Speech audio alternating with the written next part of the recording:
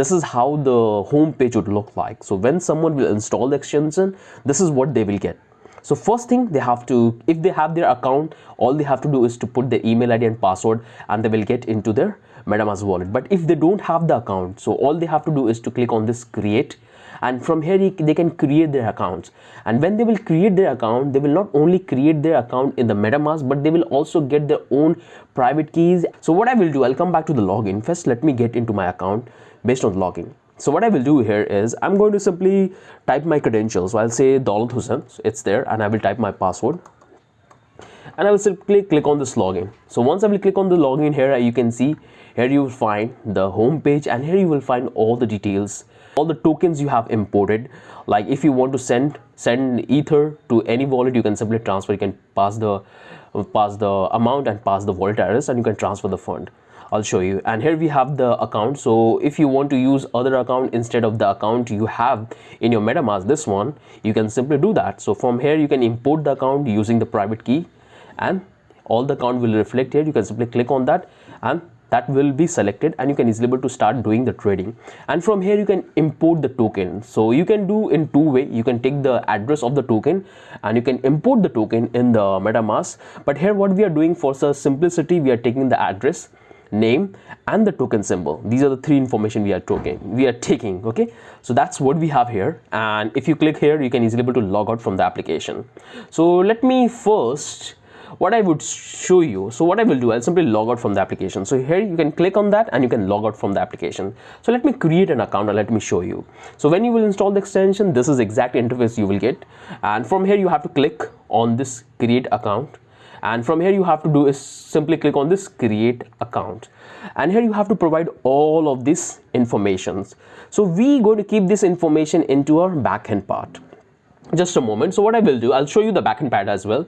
So first thing, I'm going to give the name. So I'll say, let's say Shoaib Bhai, and I have to give the email ID. So what I will say, let's call it Bhai because I already have registered Shoaib Bhai.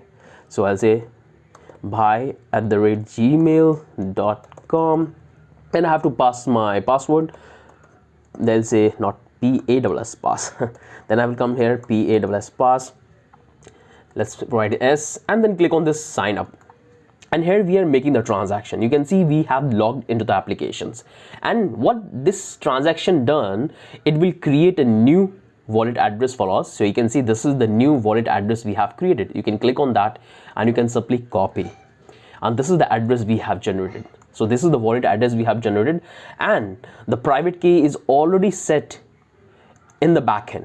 Okay, so I removed that. So you can see the private, you can see we are fetching the balance, and we have nothing in here, nothing in this account, nothing in here to transfer the fund on this particular address. So I will simply click on that. I have copied that one, and I will click on this login. Let me log into the application. So I'll say Shoaib, I'll say this is the one which has couple of fund, and here I have this. You can see I'm logged into my account, and this much fund I have in this particular wallet address. So what I will do, I will simply transfer the fund, the account I have created. So I'll click on this send. I'll pass the amount which I want to transfer. I'll want to pass something like let's say 3. That's the amount I want to transfer, and let me give the wallet address. And so this is the wallet address on which I have to transfer the fund. I'll click on this transfer, and here the transaction is happening. Just wait. So this will take a little bit of time, and once the transaction will complete, you will get an input. So you can see the transaction is successfully completed. You can click here and you can easily able to verify the transaction here on the Polygon.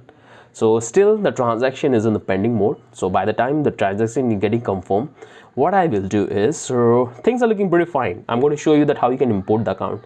The balance is automatically deducted. Earlier we had 6, now it's 3. Means we have transferred the fund in that particular address we have generated. So what I will do, I'll simply click on this logout, and now have to pass my email ID and the password which we have created recently. So I'll say, what is the email I give? bhai@gmail.com, and here I have to pass the password, and that's the email ID and the password. Click on login, and here we are back into our MetaMask account, and here you will find this much fund we have transferred in this particular address. we have that one. You can see everything is working absolutely fine. So now what I want to do is, so you can see the transfer function is already working absolutely fine, and the account creation is also working fine. So when you will create your account, it will create the private key, it will create the wallet address, it will create the nomic foundations. That's all will create. So now what I want to do is, so if I come back here in the import, so for example, I want to import any token and I want to store here like this. So right now we have these 3 tokens and I want to store any other token. So what I will do, let me open the MetaMask and now let me import the token. So I'll click here and click on here, and you can give the address of the token, you can give the name, so it's SIBA, and that's the name, and you can give the same name as a SIBA. Here it's totally up to you. Okay, that this is what I'm calling to this particular token. If I click on this import, it's going to make the transaction, and you will find that here we have included the token. And you can do tons of things. You can check the history of this particular token, you can fetch the balance, all of things you can do. So the token is added in your wallet. So this is how you can add the token. It's there. Now we have done with this token import, we have done with the send functionality. Now let me show you that if you want to import any wallet address, you can do that as well. So now what I want to do is I want to import the account. So right now I'm using this particular account, has 3 Metacoin, and I want to use something else.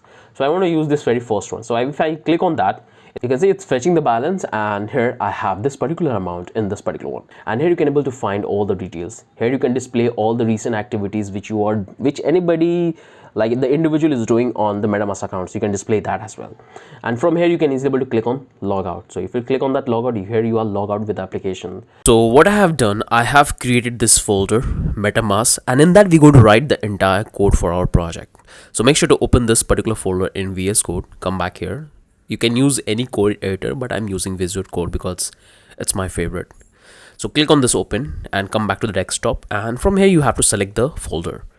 So here we are in the MetaMask folder. Now the very first thing we have to do is come back here in the Google Chrome and come to the blockchain coder.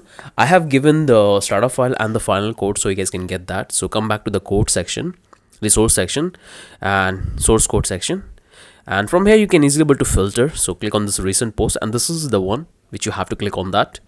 And from here you will get the final code which we go to build, and you can get the starter file. So in that you will have all the codes, all the assets which is already given to you. Simply copy that URL and come back to the VS Code. So you can see all the relevant information is provided to you, so you can have a look from your end. Now what we can do is simply copy the URL, come back to the VS Code, open up your terminal, and now we have to simply clone the repository. So open up the terminal, type, let's bring this little here, and type git clone, paste the URL, and you have to give this dot. This means that the entire repository will be cloned in the same folder. So hit enter. This is going to clone the repository. You can see we have all the folders and files. Looks pretty good. So this is the git folder, in that you will have all the ideas that what the repository location is. So this is the one, and this is the asset folder we have. Inside that you will find all the assets, including the CSV file and the images we are using. So this is the images we have, and this is the CSV file, the icons, it's already there. So simply close this one, and this is the folder for the API, and that we're going to build the entire API of our MetaMask clone.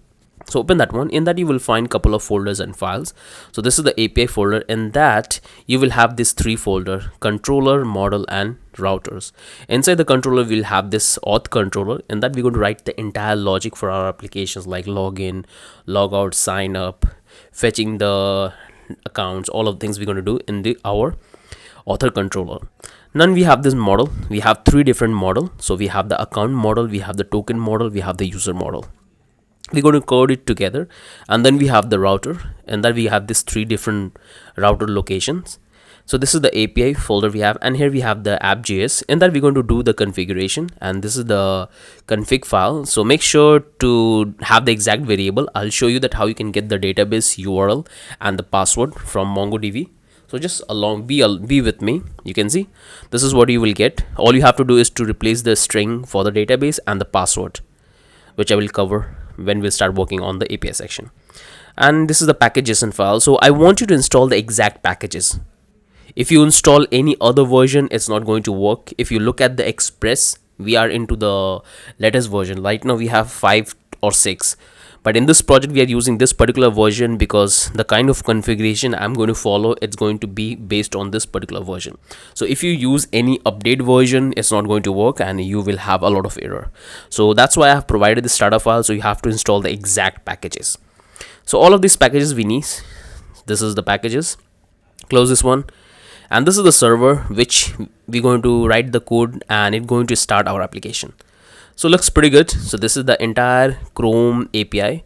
Close this one, and here we have this Ether library. So this is the entire library we have used internally, and that's what you have to do. So when you are building extension or when you're building any application, it's always necessary that you have to use the entire library locally.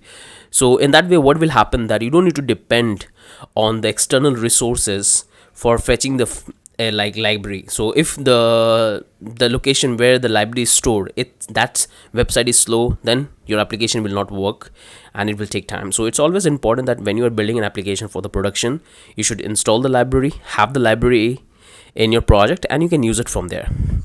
And that's what we have here. This is the fab icon because we need to have an icon so we can display in our browser in the extension field.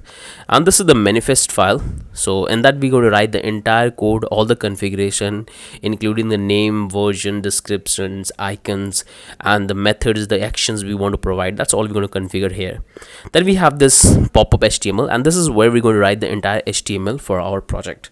So we're going to write it together, and here we have the pop.js file, and this one is the main file. In that we're going to write the entire functionality of our MetaMask clone, all the logic, all the functions. That's all we're going to write it here. This is the style file. In that we're going to write the entire CSS, and this is the readme file. Here you will find some couple of important resources which you can have a look. So you will have the important location, you can have a look from your end. So close this one, and that's the entire starter file. I hope so far everything is clear and you guys have understood that what is the structure we're going to follow. So first we're going to develop this entire extension locally, and then we're going to deploy this extension to our Chrome web store. Okay, so first we're going to start working with the pop.js file. After that we're going to work on the API, then we're going to work on the CSS, and at the end we're going to work on the HTML, and after that we're going to deploy that. So this particular course is going to be in 4 to 5 parts. Okay, so let's start working on the pop.js file first, and that's what we're going to work it. Then we're going to work on the API, you can see, and then CSS, and then HTML, and looks pretty good. So let's come here, and now we're going to start working on our pop.js file. So let's build out all the features and functionality for our extension, including the API calls, generating the private key and the passwords for the MetaMask wallet, all the things. Okay, so this one is the very important part of our MetaMask clone.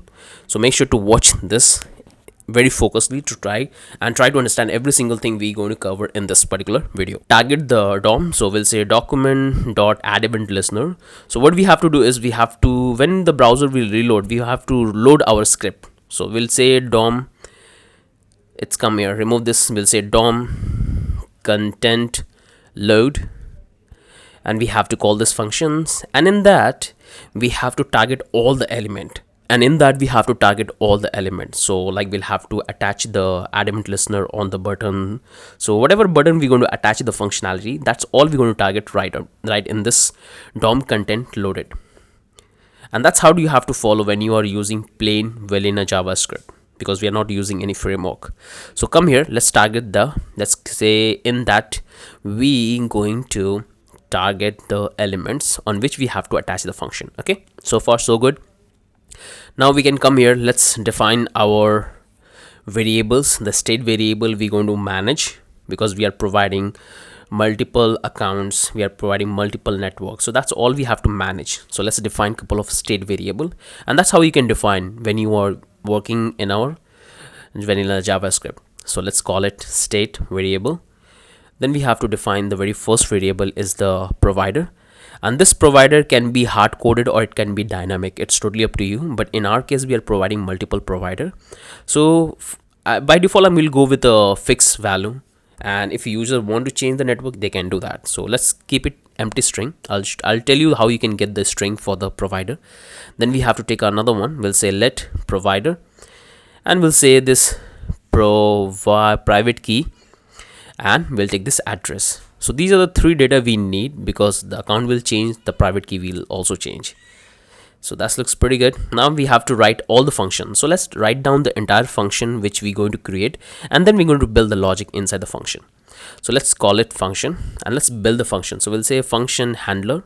So this is the one function we're going to have in our project. Then let's write the second function. This will be called check balance, and all we have to do is to pass the address of the user into this check balance function, and it's going to give us the balance. So that's the second function. Let's write the third function. It's called get open network. So this will allow us to open the network component. And let's write the fourth one. This will say get selected network. So this will allow us to select the network which we want to connect. Let's call the other function is called set network, and this will set the network. Let's try the another one which we'll call logging user. So this function is allow user to log in into our application. Let's write the another one called create user, and now we'll come down. We have to write the other one which will be the open create. So this function will allow us to open the create model, so user can put their credential and they can create their accounts. Let's write the another function, and this will what we should call, we'll say sign up. And let's write another one. This will call login. Let's come down. Let's write another one. This will call log out. So this will allow user to log out. And let's write another one. This will say open transfer, and this will open the transfer component. Then we have to write another one. This will say go back. So this function will use to go back into the previous component. That's why I've given this name. Let's write another one. This will call the open import component, and this will be called, let's say, import go back. And let's write another function. This will call, let's say, function open active. So this will open the activity component. And now we have to write another one. This will say open assets. So this will give us all the assets which we going to fetch from our database, or the user will stake in our MetaMask clone. Then we'll write another one. This will say home page. So this function will take us back to the home page. And now we're going to write another one. This will call the, let's say, open import model. We'll come down, we'll write another one. This will call, let's say, close import model, because one will open, we need to have another function which can close. Let's write another one. This will say add token. So user can add their token which will reflect in our MetaMask. I write another one. This will say add accounts, so we can add the account. Let's write another one. This will say my function, and this function will allow us to reload all the data at the time of MetaMask open. Okay, so whenever someone will open our extension, this is the function we're going to trigger, and it's going to load the entire data. This one is going to be pretty huge. This function we have to write call copy address. So this is pretty simple. User can copy the address and from the MetaMask, and now we have to get the last function which call change account. So this function allow user to change their wallet addresses, so they can change from account A to account B. So it looks pretty good. You can see we have a lot of function to create. Here we're going to call all the element on which we have to trigger the events. That's all we're going to cover. And here we are managing the state. So we have this 4 variables, and we have all of this function, handler, check balance. That's tons of function we have here. Hope so far things are making sense to all of you guys. And now we're going to start working on the elements. So we're going to target all the elements. So far we haven't done anything in our HTML, but I already know that on which ID, on which element I'm going to trigger the event. So that's why I'm going to write the entire logic first, and then we're going to simply attach the function. We have to simply pass the ID into the elements, and we will have the function. So let's target all the element, and make sure to give the exact ID or the class name which I'm providing here. If you not provide this, you will have an error, because this is the exact ID we're going to attach in our DOM element. So looks pretty good. Now come here. Let's zoom a bit, and now first we'll say document.getElement by ID, and we have to target the first ID, which is account listed. So this is the ID I'm going to give, and we're going to attach add event listener, and we're looking for the click event, and we're going to call this particular function hand change account. Okay, this is the function we have. Come down, this is the function we're going to call it. So that's how we're going to trigger the functions on the click event. So that's the very first DOM element we have connected. Now simply grab this one and paste couple of times, because this is the exact model we have to follow. All we have to do is to pass the ID and the function will work fine.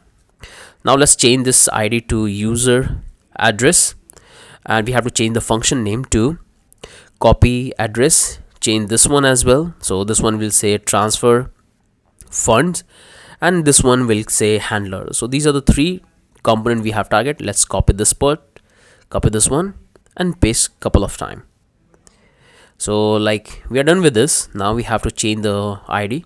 So this will call header network, and here we're going to call the function get open network. This will say network item, and this will say get selected network.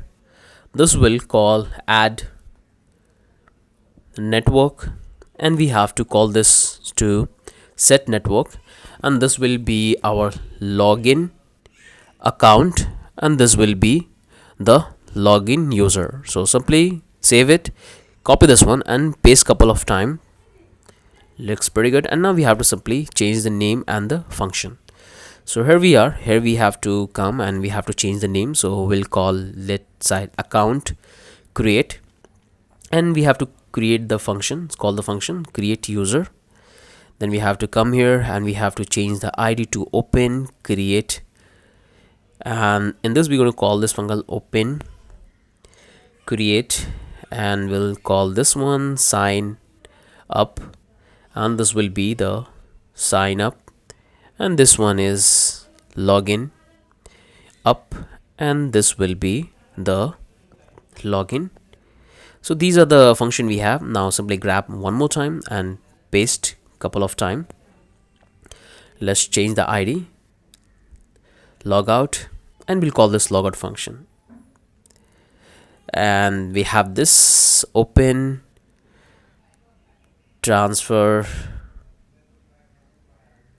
let's say transfer, and we have to call this function called open transfer.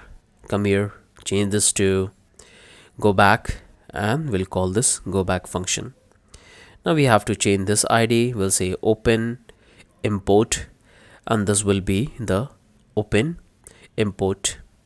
So it looks pretty good. So far we have targeted all the elements. Let's target the one which are left. Come here, bring this down, and now we have to change the ID. So this will be the, let's say open, let's call it open assets.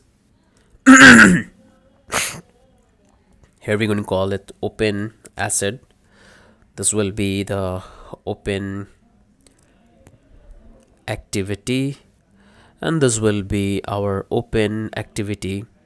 Come here, change the ID to go home page, and this will be the function home page, go home page. And now we have to change this ID. It will say open account import, and here we have to call this import model. So copy this one and paste here, and now we have to change the name. So this will be our, let's say close import account, and we have to simply change this one to close import model. Come back here, we have to target the add new token, and this will be say add token, and this one will be our add new account, and we have to call this add account and remove this one. So we have taken all the component and we have attached the function on the IDs. All we have to do is to simply attach this ID into the elements, and we'll have the functionality. So hope so far everything is clear to all of you guys.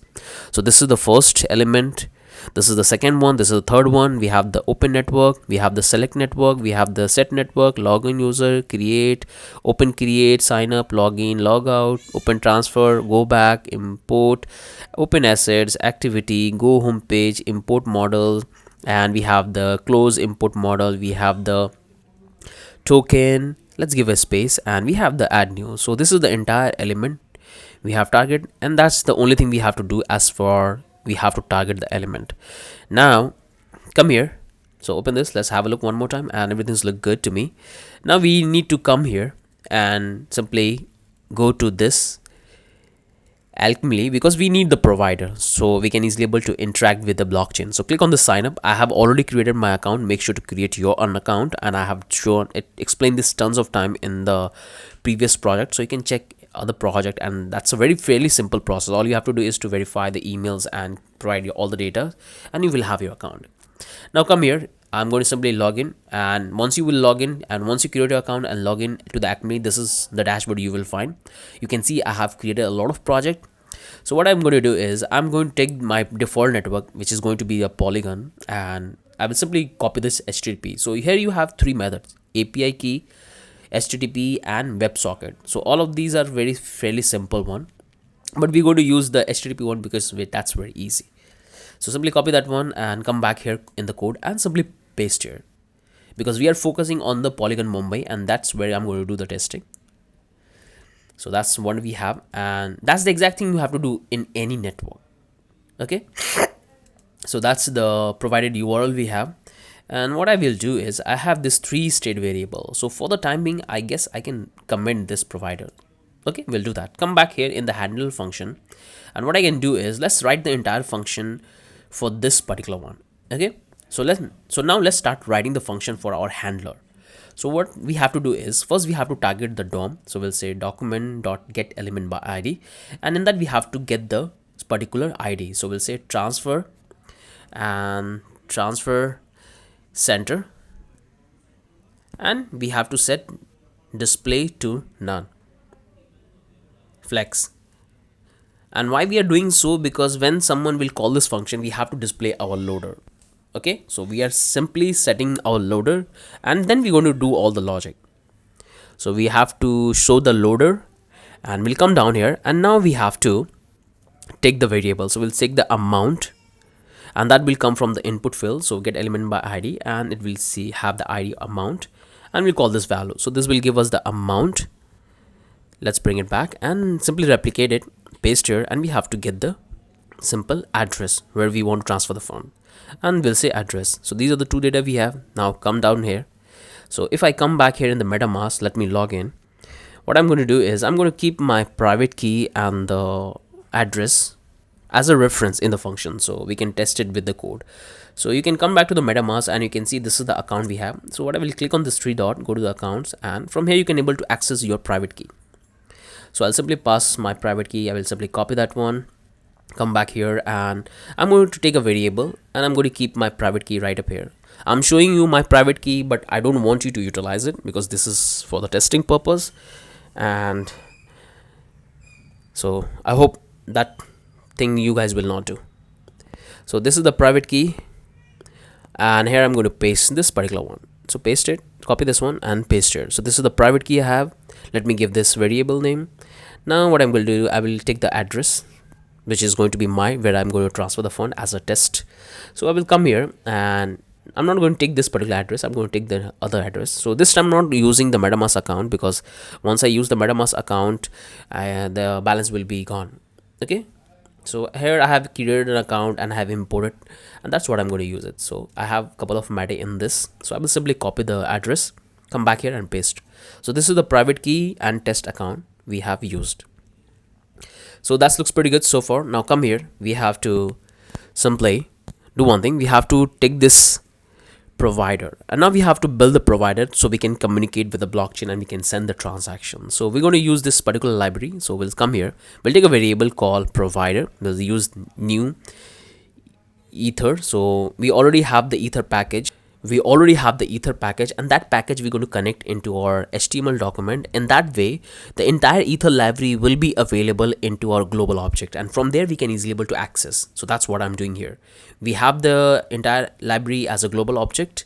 Once we connect the library in our HTML, and from there we can have it. So we have this new ether, we'll call this provider, and in that we have to pass this Here you have a couple of methods. You have the JSON RPC batch provider, JSON RPC provider, JSON RPC signer. So you can use any one of it, but I'm going to use the most regular one, JSON RPC provider. In that we have to pass the provider URL. So we already have this URL. Remove this. I don't know where it come from. Now I have to pass the provider URL. Simply copy this one and paste here. So in this way, we'll have the access of our provider and we are connected with the blockchain network, which is a Polygon. Looks good to me so far. Now come here. We'll take a variable. We'll create the wallet. So we have to create the wallet so we can take the transaction. So we'll take this wallet and we can do that very easily. So we're going to call this ether package. So we'll say new ether dot wallet, and in that we have to pass two data. We have to pass the private key of the wallet we want to use. We have to use the private key and the provider, and we have to use the private key and the provider. So if you want to use any account, all you have to do is to pass the private key in that particular field and you are connected with this particular address account. So let's pass the address private key of the wallet, and we have to pass the provider. So let's remove this. We'll call it this is the private key I have taken, but this private key I'm going to take it from as a global, not from a local one, because user will connect it and this data will be updated in our global field, and from there we have to update, not as a fixed data. So this is the one I'm going to take it and paste here, and we have to pass the provider. So this true data I have taken as a reference, so you can test it locally, but we are getting this private key variable from the global object, and that's what we have here. Now let's comment this out, because we already have a provider URL and we can go with that for the time being. So that's the private key and the provider we have. So we got the wallet connected. Now what we have to do is we have to take a variable called transaction, and in that we have to set the variables. So we'll say we have to build an object. So we'll say tx, and let's build an object. First is the address where we want to transfer, and the second is going to be the value we want to transfer. Is going to be the ether.utils.parse ether, and that we have to pass the amount, because this transaction is going to be happen in terms of ways. So that's the thing you have to keep in mind. So that's the amount and that's the address we are passing. So once the transaction is getting complete, we have to do a couple of things. So first we'll take a little bit variable. So we'll say anchor. So once the transaction will complete, we have to display that see the transaction message. So user can click on the button and it will take them to the Polygon scan or any other scan, so they can verify their transaction. So we're going to target that. We'll say document.getElement by ID, and we have to target the ID. We'll link. So we have the element. Now we have to pass the URL, and this URL we're going to populate dynamically, not hard coded. So we'll say href, and we have to simply build that. So by default we're going to say some link URL. This is the default value. Now we're going to take this wallet, because in that we have the entire object. So from there we can easily able to send the transaction. So this method is available in our valid object. So you can simply log it and you can check the entire object that what are the methods are available on the wallet. But we're going to go with this send transaction because we have to transfer the fund. In that we have to send this transaction object, and then we have to wait for the response, because it will give us the promise back. So we have to resolve those promise. So we'll say then, and we'll say transaction object, and in that we have to simply, that's pretty easy. Let's wrap this one in bracket so we'll have no issues. Let's bring this down. Now we can target the console.log, so you can able to see the entire transaction object. So we'll say ts hash, and in that we'll pass the transaction object. Looks good. And the hash, pretty good. Now come down here, we'll target the document.getElement by ID, and in that we have to get the ID. So we'll say transfer center, and we have to simply change the style to display. That's equal to going to be none. So we have to hide our transaction loader. So once we hide that one, we have to simply update the data. So what we can do is we can come here, we'll say const anchor leg, and document get element. Just remove this one, and we'll say document.getElement by ID, and we have to get the ID, which is a link, and Now we'll take this document dot get element by id, and we have to target the link, and we have to simply say style display equal to block. Pretty good. So our link will display, and that would be fine. So you can see this is the first, we are setting our loader, then we are getting our variables, the data. This is the test data we have. Now we have the provider. Here we are building the connection with the wallet, then the transaction object, and this is the entire data we are displaying. So far so good. Hope everything is making sense to all of you guys. So that's the only thing you have to do in this handler function. You can close that one, and I want you to come and have a look one more time, try to understand that what we have done. And here we can see that we have imported this ether package, but we are not going to use it. Simply remove this one. Looks pretty good. Now we can start working on the next function, check balance. So let's come here. We'll target this const provider, and we have to call the ether package.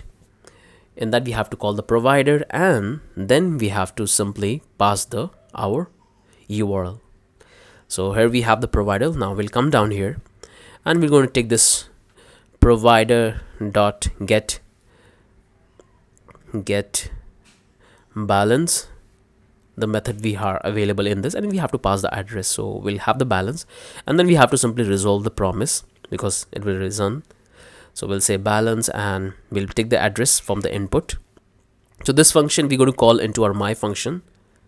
So this function will run internally. All we have to do is to pass the address, and it will give us the balance of this particular address.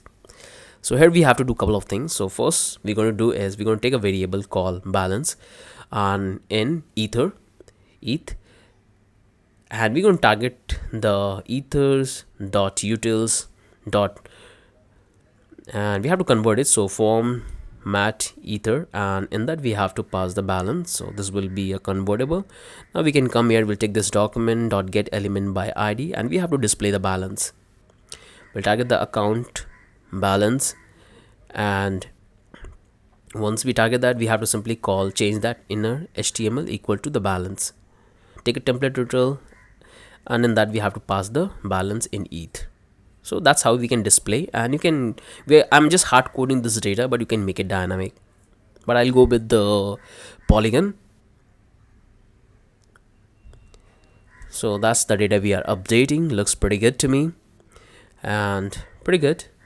Let's give a command. Now let's target this document dot get element by id, and now we have to target it to this user address, and we'll say inner HTML is going to be the user address. Okay, so it will reflect the address, and we have to slice it down because the address is pretty huge. So we'll display only 15 characters. So that's the entire check balance function. Pretty simple, not that complicated. So far so good. Now close this one. Now we can start working on the next function, get open network. So this function will open the network model. Okay, say open and close, that's what it will do.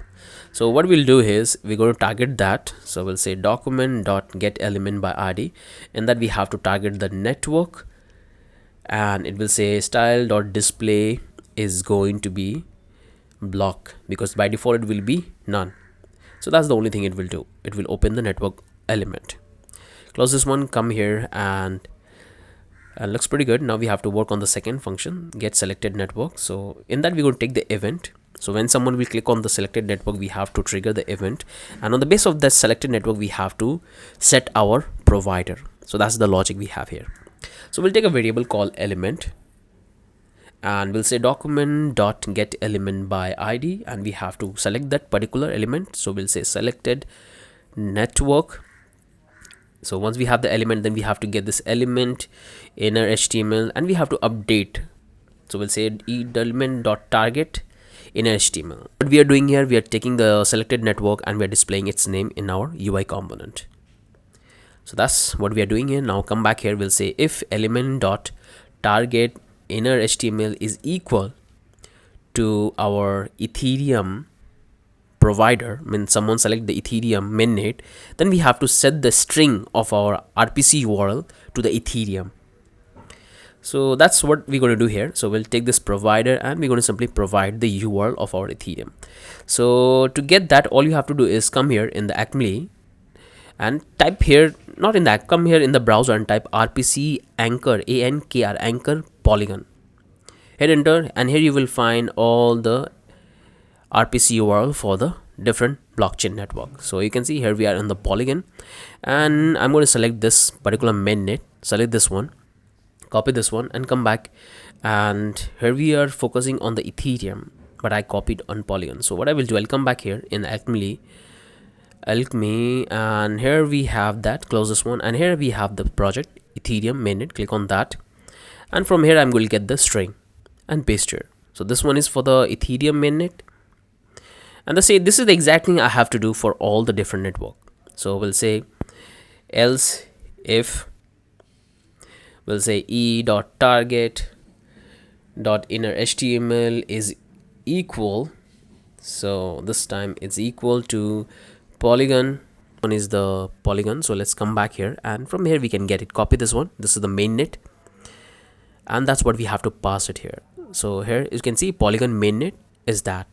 Now we have to do for the Mumbai, so we'll say Mumbai, and well, simply this is the Mumbai we have already copied, and that's what we have to simply paste here. Okay, this is for the Mumbai. Now copy this one and paste here, and the next network we have is Gorilla. So what I will do is simply change this text to Gorilla, so GOERILA, and this will be the test network.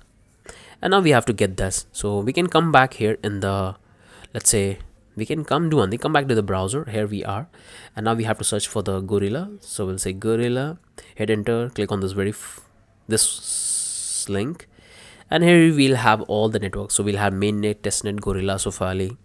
So we'll select this one, Gorilla, copy, and that's what we have to paste here. Simply replace the string.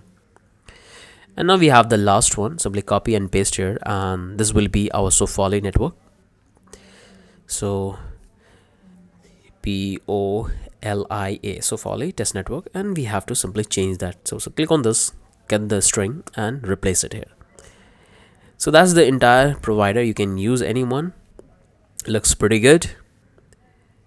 Okay, now what we have to do is, once someone will select the network, we have to close the drop down model. So that's what we have to hide it. So we'll say document dot get element by ID, and we have to get this components. We'll say network, and we have to say style dot display equal to none, and that's the same thing we have to do in all of this. So simply copy and paste here,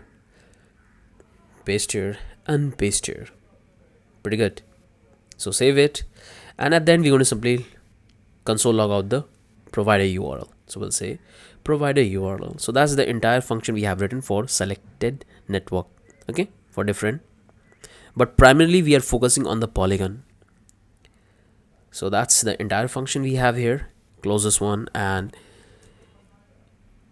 looks pretty good. And now we have to work on this set network. So let's write the function. So first we have to target the element. So get element by ID. This is the ID we have going to assign. So we'll say network, we'll say set style display is going to be none. So this will close that one, and now work on the login user. So what we'll do is we'll open this one, we'll target the element, we'll say document dot get element by ID. So we have to get the created account, and in that what we have to do is we have to change the style to display, we'll say none. So select that, paste here, and we have to change the ID to this login user, and we're going to simply say block. So we're going to close this one, create account, and we have to open this component. Looks pretty good. Now we have to come here, we have to simply do one thing, copy this entire one, because that's what we're going to follow here, and here we have to change this to block, and this will be the none. So in that way user can switch from login user to create account. Now looks pretty good, and grab this one, and that's the same thing we have to do here.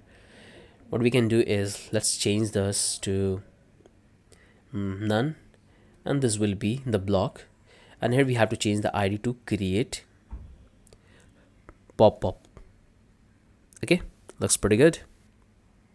Now grab this one, we have already taken that one, to come back to the sign up, and this one is going to be pretty huge one. So what we have to do is come back here. We have to take a variable because we need the data from the user input, so we can pass and create their account and make a API request. So we'll target this sign up name, and it will come from the value from the input field. Simply copy and replicate a couple of times. Change this one is going to be the email. This will be the email as well, will be the password, and this will be the password. This one going to be called password confirm. You can add as many input field. This is the basic structure which I'm following. This will be the password confirm. So we have this 3 input field data from the user, and now what we have to do is we can simply come down here. We can target the element. We'll say document get element by ID, and we have to target this field. So first thing, once the user provide all of this data, we have to hide our form component. So we'll say style.display is equal to none, because we're going to make an API request along with that. So here we're going to display our loader. So we'll say center, and we'll say block. So this is the loader will display. So that looks pretty good. Come back here, and we're going to take a variable called wallet, and here we're going to generate the wallet, the address, and the private key and the nomic. So all these 3 data we're going to create when the user will try to create his account. So we'll take this ether dot wallet, and we'll call this particular method which is available create random, and this will generate the Ethereum account for them. Here we have to check if wallet dot address is there, then we have to do and make an API request, all the logics. So inside that, what I'm going to do is I'm going to let's console log out the entire wallet object. In that you can able to have a look that what are the objects is available to you and how you can store the data, or you can simply ignore. It's totally up to you. So that's the data we're going to object, and here we're going to make an API call because we're going to store all of this data into our database. So you have two options. You can allow them to call the function which can store the information in the smart contract. No, it's not possible, because like to call the smart contract they need to have a wallet. So it's better to store the information in the database, and make sure that your database is 100% secure, because this private key is very important. If you look at the architecture of MetaMask, they're keeping your private key very securely. So that's the exact logic you have to follow. So you can do one thing. You can encrypt the private key in the database so no one can have it. You can encrypt the private key and store in the database. That's the one thing you can do, and that's what I'm going to do in the API section, where we're going to encrypt the password of the user. So just follow along with me. Here we have to build the API call. So first we need to take this variable. We'll take this URL. So this is the endpoint we're going to build. So HTTP, and it's going to be connected to the localhost 3000. On that our API is going to be run, and this is the resource location. So API/v1 user, and we'll call this sign up. So this is the endpoint for creating user into our MetaMask. So that's the API endpoint, and now we have to simply take the data. So the data we want to send in our API is the name and email, and we have the password, and then we have the password confirm, then we have the address of the user, the newly address created, which is available in the wallet address. Then we'll take the private key. Make sure to give the exact name which I'm giving here, because when we're going to build our backend model and we're going to take the data from the user, this is the exact data we're going to provide it. So we'll have the wallet private key, and we have this nomic, and which is also available in this wallet dot nomic phrase. We have this available. Looks pretty good. So far so good. We have the entire data which we want to send into our model. Looks pretty good. Now we can simply come here. So what we have done, we have taken this, done this. This is the wallet we have created, and then we are taking the data into our data fields. And now we have to simply make a request to the API. So we're going to call it with the help of XCS. You can use it any other, but fetch is a very simple one, so I'll use that. So we'll call it pass the URL, and in that we have to pass the header. So we'll pass this method to post, because obviously we have to send data in our backend. Then we have to set the header.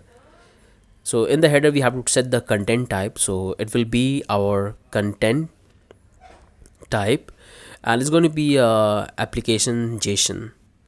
So that's the content type, because we are sending the data in a JSON format. So that's the handler we have. Now we have to send the data in the body.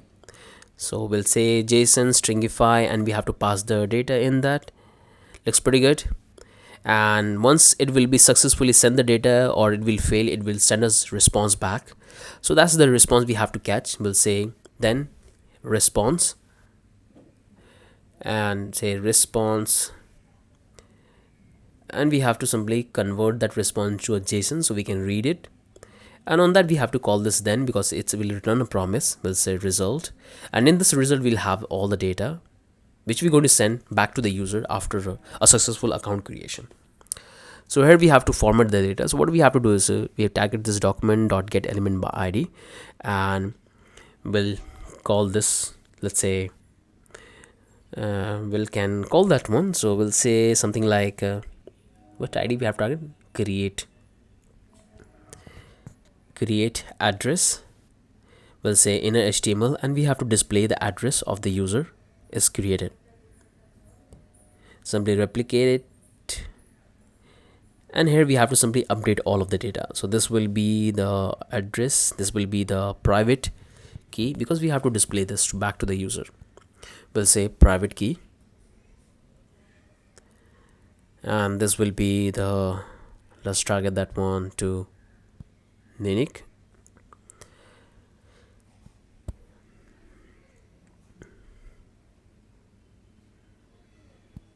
Phrase, this will be our center, means we have to change the styling, we have to hide our loader. So we'll say style dot display to be none.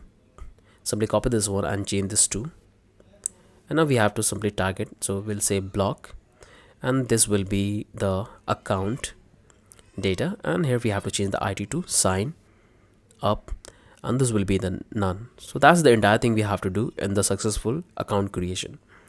Looks pretty good.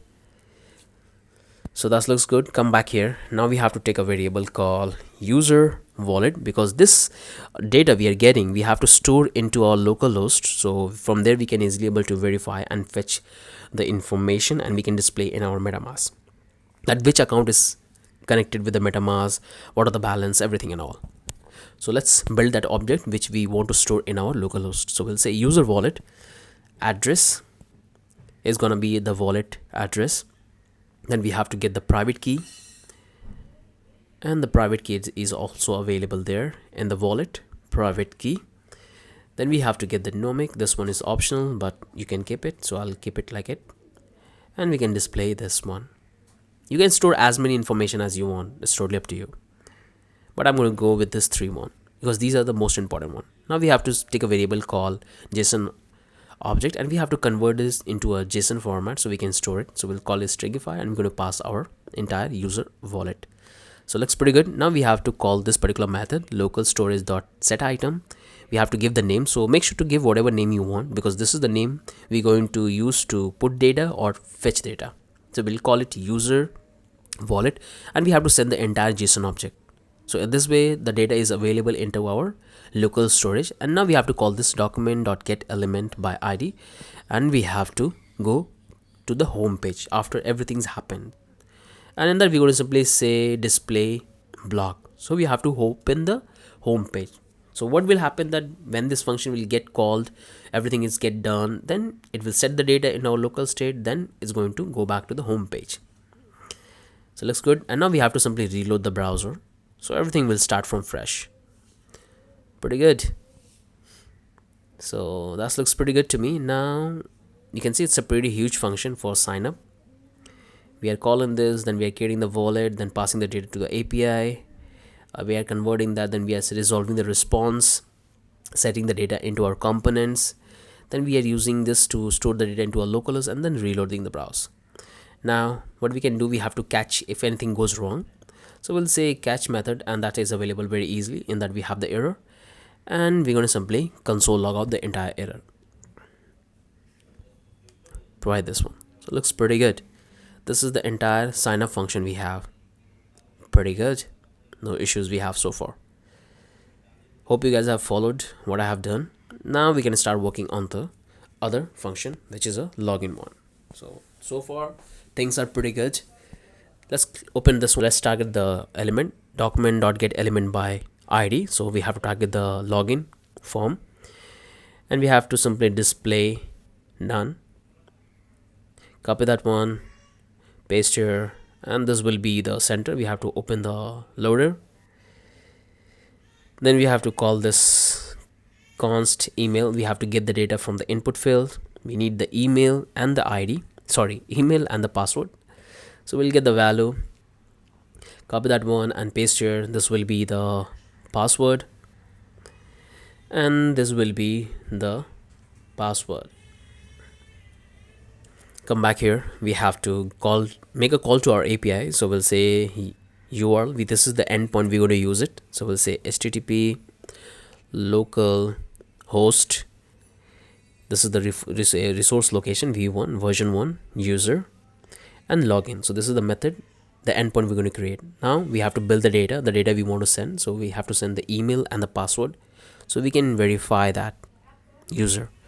So that's the data we have. Now we have to build all the methods. So we'll have to pass the URL, then we have to set the header. So the method we're going to call is the post one. After that we have to send the header. So we have to define the content type. The same thing we have to do, content type, and it's going to be the application JSON /JSON. Now we have to send the body and the data we have to convert it into a stringify, then pass the data. It looks pretty good. So this is the method, and now we have to resolve the promises, the response back. So we'll take that, we'll say this response.json, then we're going to call on then, and we'll say result, and we're gonna simply do one thing. So we're going to simply console log out the entire result. You can able to have a look, and we're going to define what data we want to send back to the user when we'll work on the API section.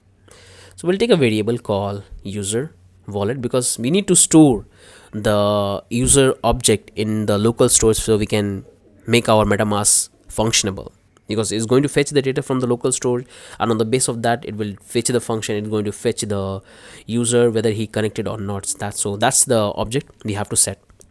So we're going to take this. So we'll take the address which is already there in the result, and this is what we're going to send back as a response.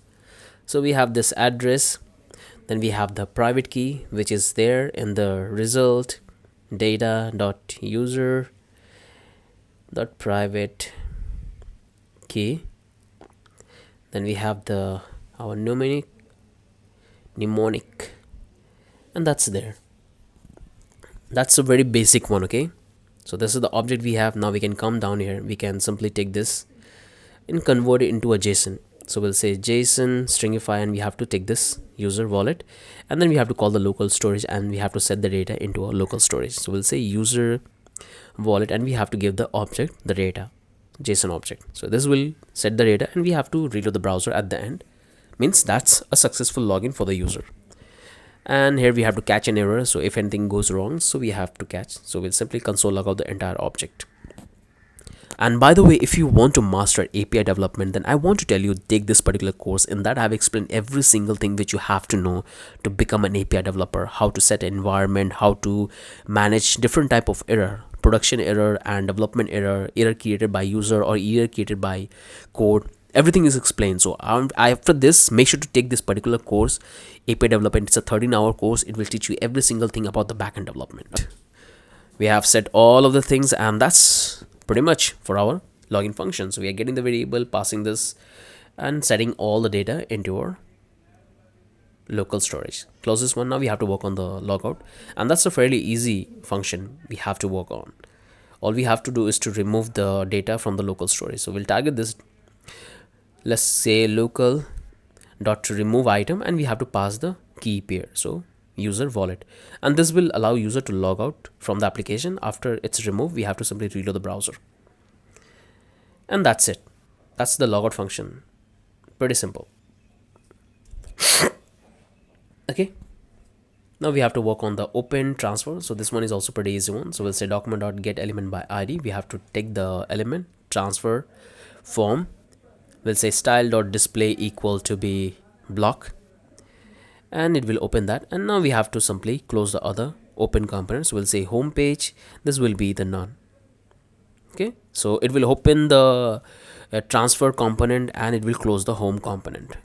So that looks pretty good. Copy that one, and what we can do is come back here in the go back function. Here we have to change this to simply none, and this will be the block. Okay, this is the go back function. Now that looks pretty good, and this is the open import. Simply open this one, and here we have to change the ID. So we'll say import token, and this will be the same. It will open the component, it will close the home component. And now we have to come back here and paste here, and this time we have to simply change this to import token, and this will be the token none, and this will be the block. Okay, so far so good. Now that's the import one. Let's open this activity one, and here we have to target the activity component, and we have to open it, and this will be the asset. So far good. Now this one is open asset, and paste here. Here we have to target this, make this to none, and this will be the block for opening the component. Everything will make sense, just follow along with me. We have just written this function to open different component and closing different component. That's a fairly simple functions we are building here. So that looks good. Come here and paste here, and this will be called create pop-up, and here we have to call home page. So this will be none, and this will be block. Close this one, and what else? Close this one, and come back to the here import model, and this will be our, let's say, import account, and this will be the home one. So it's going to be same. Copy this one and paste here. So that looks good. Open import model is done. Now we have to work on the close import model. So for that we have to open this one and paste here, and here we have to change the ID. So this will be the none, and this will be the block. That's one, because okay, because we don't need to change the ID, we have to simply open and close it. Looks good. So that's the one we have. Now we have to work on the add, and this one is going to be a quite big one because we have to make an API request, we have to get the data from the user. So let's work on it. So first we have to take a variable called address, and we have to get the data from the user. So get element by ID, this will call token address. We have to get the value. Simply copy that one, and we need 3 value data. So we need the name, this will say name, this will be the symbol. So we have all of these 3 data. Come here, we have to make an API call because we have to store this data into our backend server. Let's build the URL. So this is the endpoint we're going to build in our API section. We'll say 3000 API slash v1, and this is the token resource we have, and then we're going to simply call this create token. Then we have to take this data because these are the data we have to send. Name, so we have to send the address and the symbol. Come here, here we have to build the fetch request method. So we'll pass the URL, and we have to set the header. This is the post method. Then build the header, and then we have to set the content type. The same thing we have to do here. So it's application slash JSON, and here we have to send the body, the data. So we'll say stringify and stringify, and we'll pass the data. And now we have to receive the response. So we'll say then response.jsons. It will return a callback function. Result, and will return a callback function. And here we can simply log out the response, the result the user got, and after a successful that, we have to simply reload the browser, pretty much, and then we have to catch if anything goes wrong. You can display a notification, but I just want to make it things simple. So in that way, the data will store in the backend and is going to fetch, and we're going to display and render that. So that's a very simple one. Calling this method, and we are simply checking that. So that's the add token function we have. Now let's call add account function. So this will allow the user to add their account to the MetaMask if they have an existing account. So we'll say private key, and this key will come from the input document.getElement by ID. We'll say add account private key, and we'll get this from value. So we have the private key. Now we have to take this const provider, so we can get this new ether provider, and we'll say JSON RPC, and then we have to pass the provider URL. So we got the provider. Now we can come back here and we'll say let's wallet. We need to get the wallet, and in that we have to pass the private key and the provider, so we can able to find the balance and address, all of the things. You can check that what are things are available in the wallet. Now we have to get the URL. So this is the endpoint we're going to build in our API section. So let's build it here. So it's going to be a local storage 3000, and the same instruction we are following here as well. So API/v1 version 1, and this is the resource location we have, account and create account. So this is the URL. Now we can come here. We'll say const data. We have to pass the data, private key, and because of the wallet we have the access of the address, wallet.address. These are the two things we have to keep, and then we have to simply call this fetch matches. We have to pass the URL. We have to set the header. So this one is the post one. Then we have to set the handler, and then we have to set the content type. Okay, application/JSON, and we can come here. We'll set the body, so it will be a JSON.stringify, and we have to pass the data, and then we have to receive the response. It will come in the form of promises, so we have to resolve that. So we'll say response. It takes a callback function. We're going to call this response.json. On that we have to call this then method, and we'll say result, and it's need a callback function. And in that, what we have to do is we have to simply say console.log the entire result, and we can come here. We have to receive if anything goes wrong, and we will log out the entire error. So that looks pretty good. This is the entire function we have to write for add account. So you can see what we have done. We have taken the private key, then we have used the ether packages to get the address of that particular private wallet address, and then we are storing the information to our backend, the private key and the wallet address.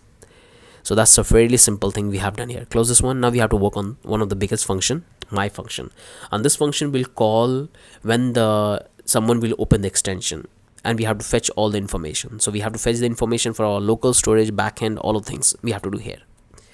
So first we have to do is we have to simply come up here.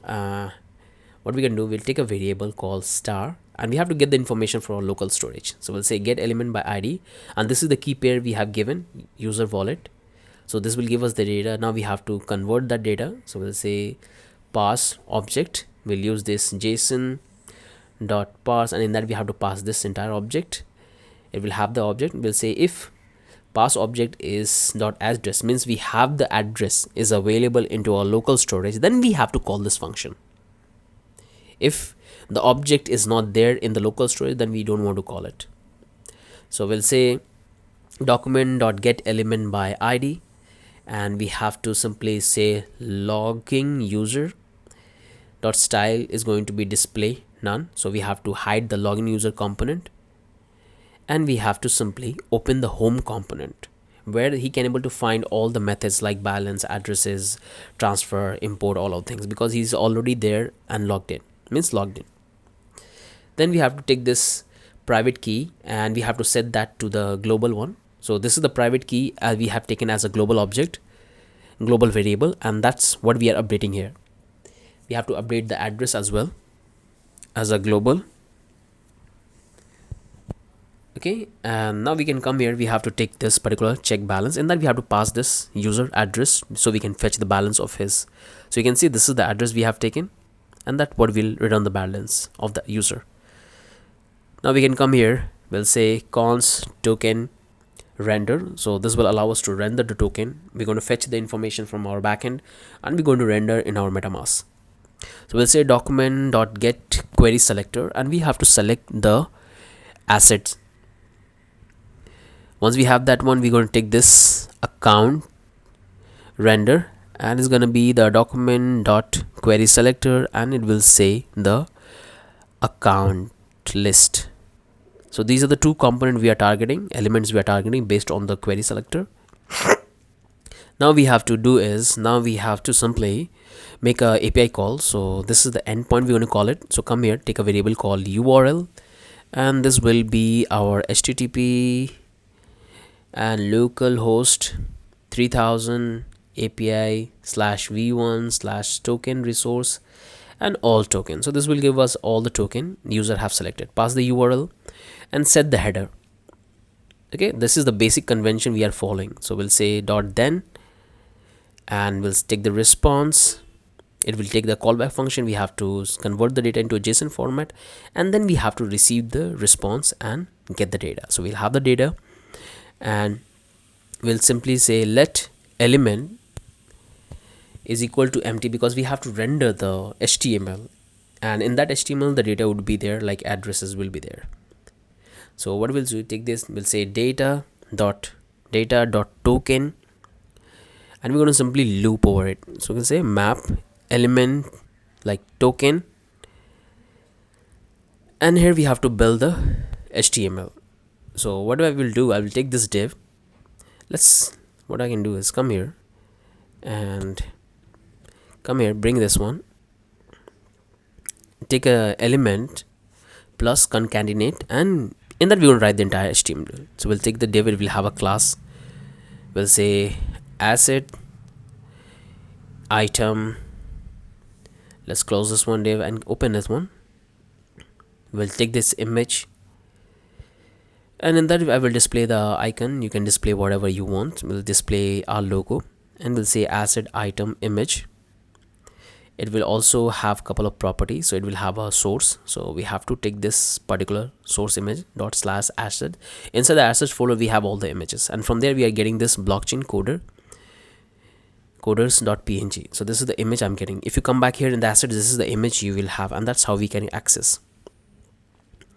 So we have that image. Now we have to set the alt tag. It's going to be an empty. So this is the image. Now we can come here, we'll take a spam, and I'm gonna simply close that one, and inside that we have to display, close the span, and in that we have to simply display the address. So we'll say token.address, and we have to slice it down to, let's say, 15. So we can display the user address. Now we have to display the other data. So like we can come here and we have to take this, we'll say token.symbol. So the token symbol, you can define tons of data. So that's the only thing we have to do. Now we can come here, and now we have to simply render the HTML, and that's how we can do it. So that's pretty simple. Okay, so this is how we can dynamically generate the HTML element and render in our component.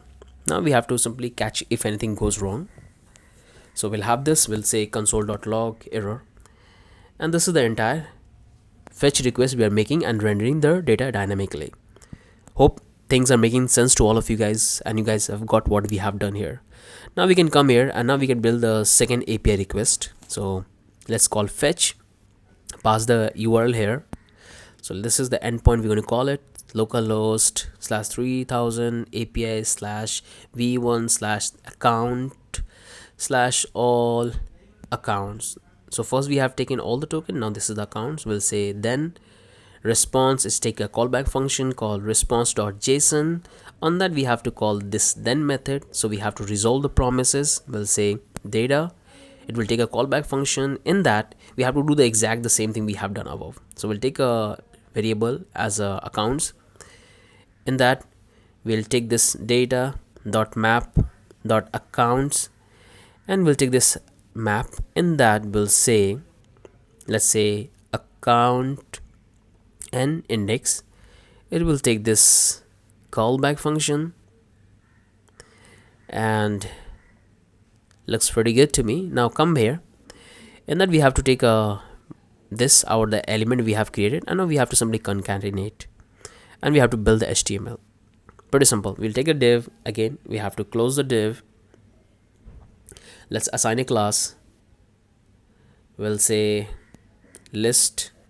In that, we have to take a p tag and we have to close it. Inside that, we have to display the data. So the data would be, we have inside this element I. So the number of the account is 1, and now we have the second data, which is actually the account. So we'll have a class called account value. It will have an ID, because when someone will click on this account, we have to get this data attribute and we have to change that. So that's why we are assigned this data address, and in that we have to pass the address of the account. That looks good. And here we have this data dot private key, and we have to pass the private key as well in the data attribute. So we'll say private key. Inside that, we have to display the address of the user, and we have to slice it down to 25 characters. Pretty good, pretty simple. So we are build the HTML. Now we have to simply render the component. So here you can see it's accounts, and here it's an accounts, and provide this, and that looks pretty good. Now we have to simply render it. We'll say account render HTML, and we have to pass the accounts. That's it. And then we have to catch if anything goes wrong. That's a fairly simple thing.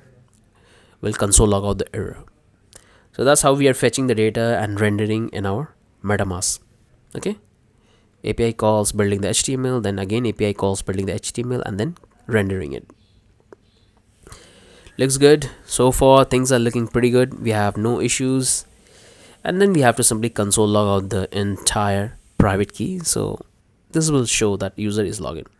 So let's close this one. So this is the entire function we have, and now we have to work on the last two function, and I want to call this function straight away whenever someone open the MetaMask. So this is how we can call it: window.onload, and we have to give the name of the function. So my function, I want to call it. Work on the copy address.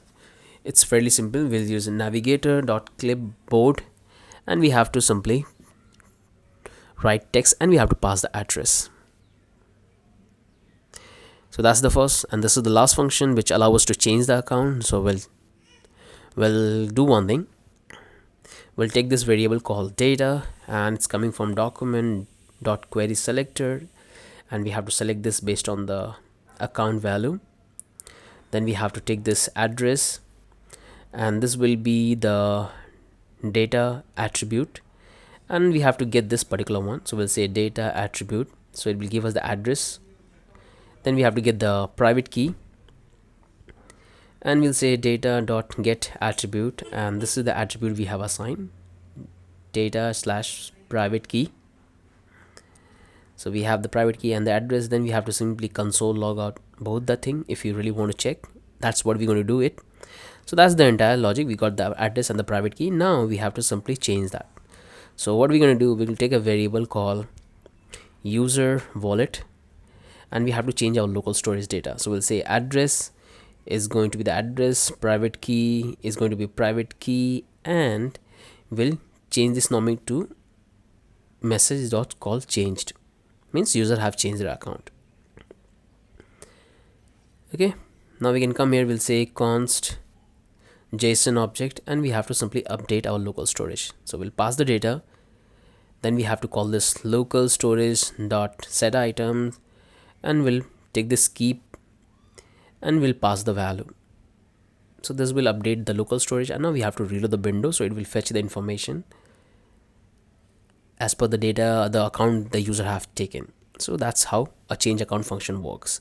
So pretty good. We have written so many things. You can see this is the entire one. We have all the documents, all the elements we have targeted, and we have attached all of these functions. That's pretty huge, and this one is the biggest part of this project. Okay, that looks pretty good. All of this state variable, this is the function, check balance, selected network, set network, login user, create user, open, create, sign up, login, log out, transfer, go back, open, import, go back. So many things we have, activities, all of the things we have here. Okay, my function, copy and change account. Looks pretty good to me. Close this one, and that's the only thing we're going to cover in this video. That's the only thing I want to cover in this video. Hope you guys have got an idea, and whatever logic we have implemented, or whatever function we have built in, you guys have understood that how we have written all the functions.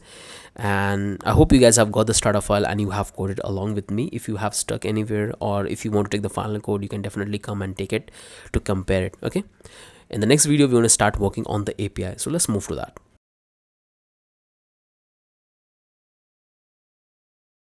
Guys are great. Welcome back once again in this particular MetaMask Clone project. In the last video we have written all the functionality in our pop-up page, how to create account, how to call the API, everything we have done in the last video. If you haven't watched the last video, make sure to watch it, because that video is the most important part, because that's there we have built all the logic to make our MetaMask work. In this video we're going to work on the API section. We're going to build the API, the backend part of our MetaMask, for storing the private key and the data. So this one is also very important. So this is where we left in the last video. Hope you guys have followed that. So this is all the document we have targeted. This is the provider, all of these things we have here: handler function, check balance, get open network, get selected network, set network, logging user, create user, open, create, sign up, login.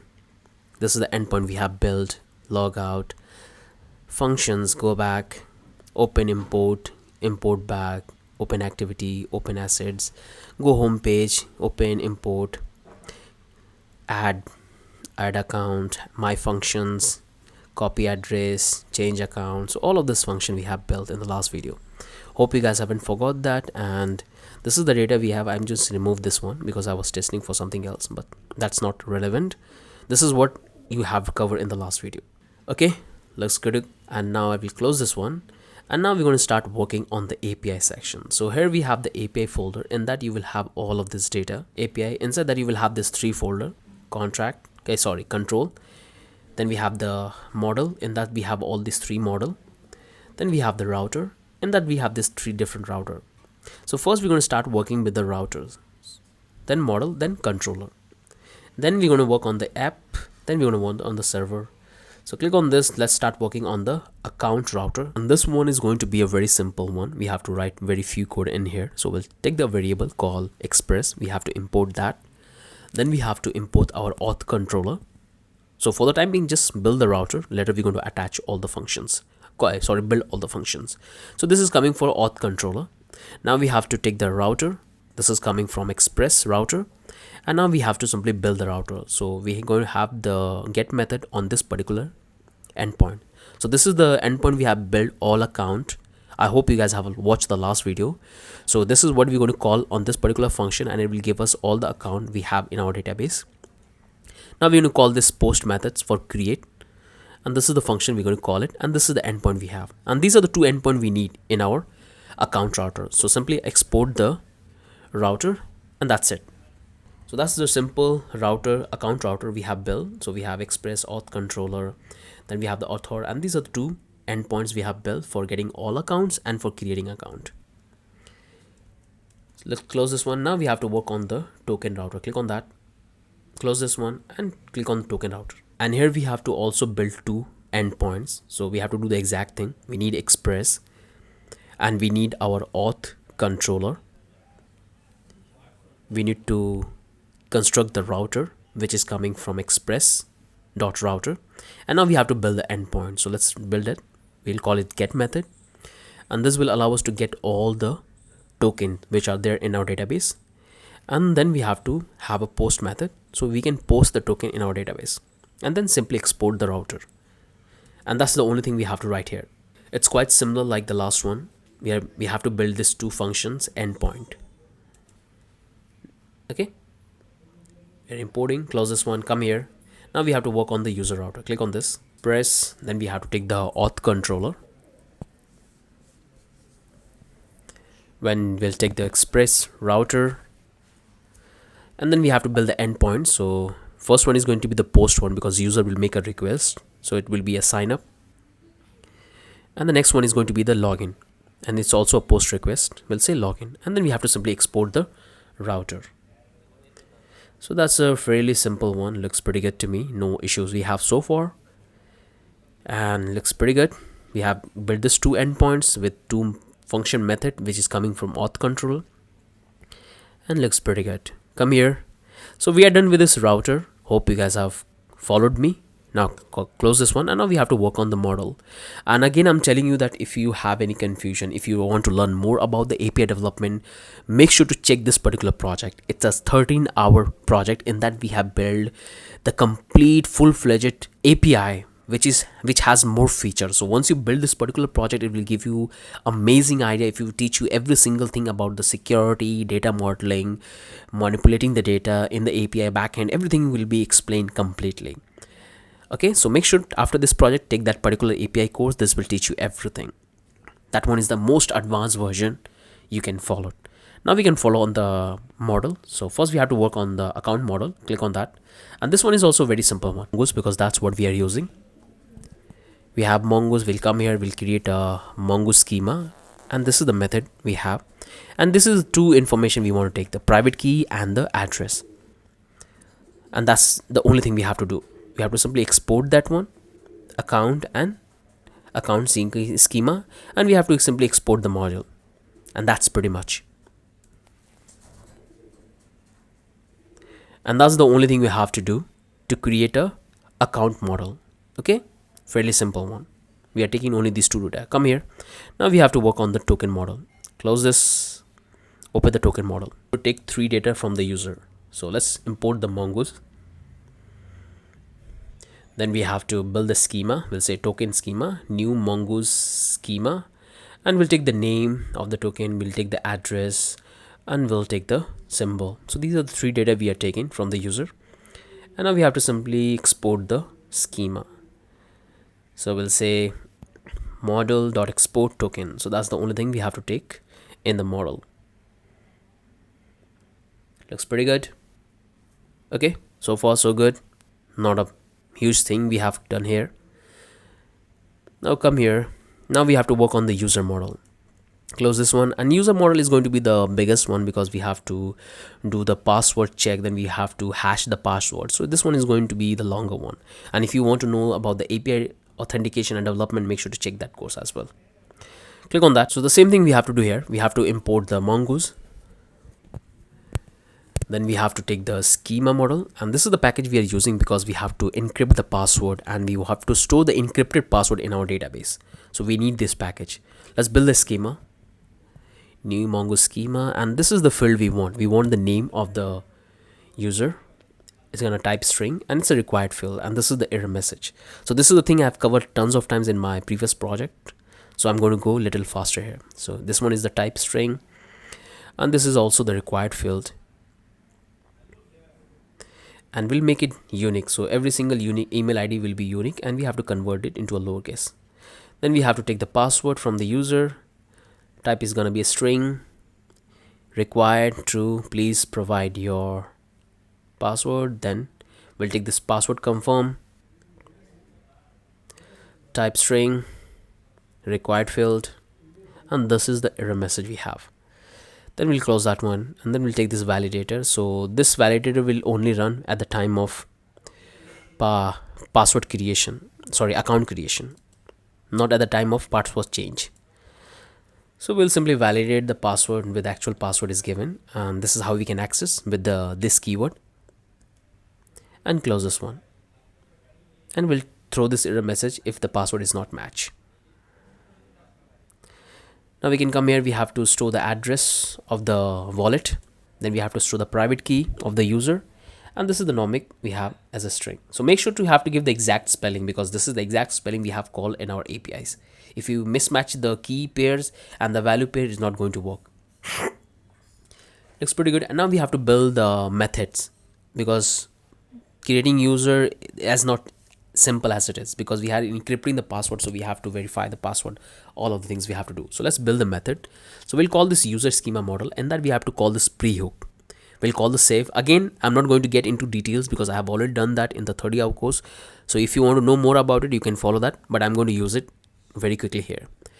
We'll call this async function, and that we have to get this. Then we'll first only run this function if password was actually modified. So if the password is modified, then we have to call this function. We'll say if this not modified, then we have to return this, and we'll say has password cost 12, and we are using 12 because we have to encrypt the password, and it's always great idea that you have to encrypt the password and then store. Don't store the password as it is. If someone hack your database, they can have the access of the password and the email, so it's always better to encrypt that. So that's what we have to do. Then we have to delete the confirm password because that's not we want to store in our database. So we'll say undefined, and then we'll call the next middleware. So this is the first method we have created. Now come here, we have to call this pre. Again, it will run at the time of save, and we'll say if modify the password is new, then we have to return. Otherwise, we have to take this password change at, and we have to change the date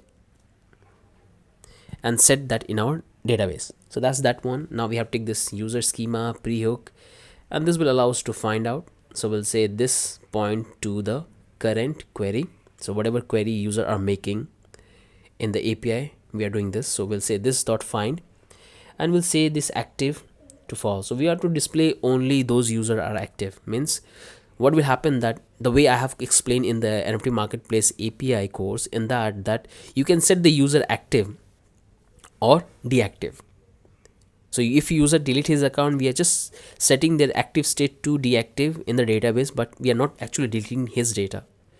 So here we want to take those data which has an active, not deleted. So that's what I am doing exactly. Then call this next middleware.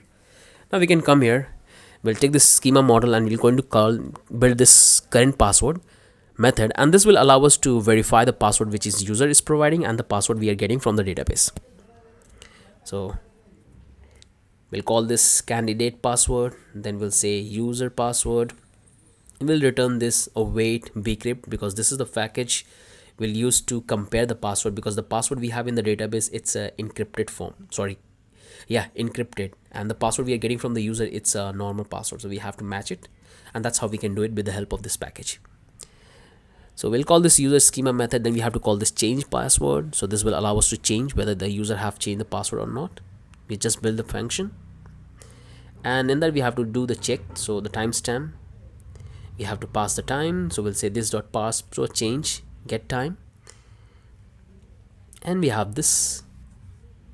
Looks pretty good. Now we have to return this. So we'll check for the greater, and then we'll return this true or false. So by default, we'll set this to false. Looks good. Now we can come here, we'll say user model schema. So we have to simply export the model so we can utilize it. And that's the entire thing. I know this one is pretty huge and a lot of things are going on here. I went a little faster here because the same thing I have covered tons of time in the project. So if you are interested in the API development, make sure to check that. That will give you a broader understanding that what logic we have implemented. And there is a tons of method I have covered in that. This is the very simple, only 2% I have covered what I have covered in the API. So that looks pretty good. Now looks fine to me. Let me come here, simply scroll. You can find all the courses, all the topics we have covered. So let me scroll all the way down to show you where it is. So you can watch this particular project. In that I have used the basic API structure. This will also teach you. And if you come back here, let me show you the course which I was talking about.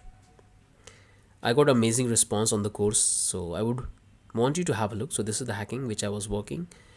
Just remove that one, come back here, and this is the one. Okay, you can see we have in two parts, 6 plus 6 hour 40 minutes, and this one is 6 hour 5 minutes. It's a pretty huge. It will teach you everything which you have to know. So I want you to come and have a look. This will teach you everything which you need to know about the API development. Okay, so come and watch this. You will understand everything after completing this course.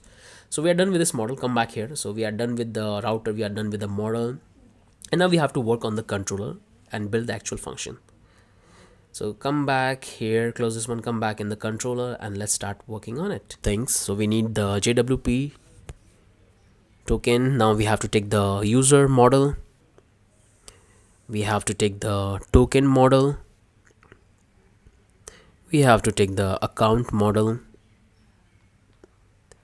Then we come down, we'll take this variable called sign token, and this sign token we are using to create the authentication. So whenever a user will create his account or login, we'll send the token back to the browser, and on the base of that token we're going to verify that.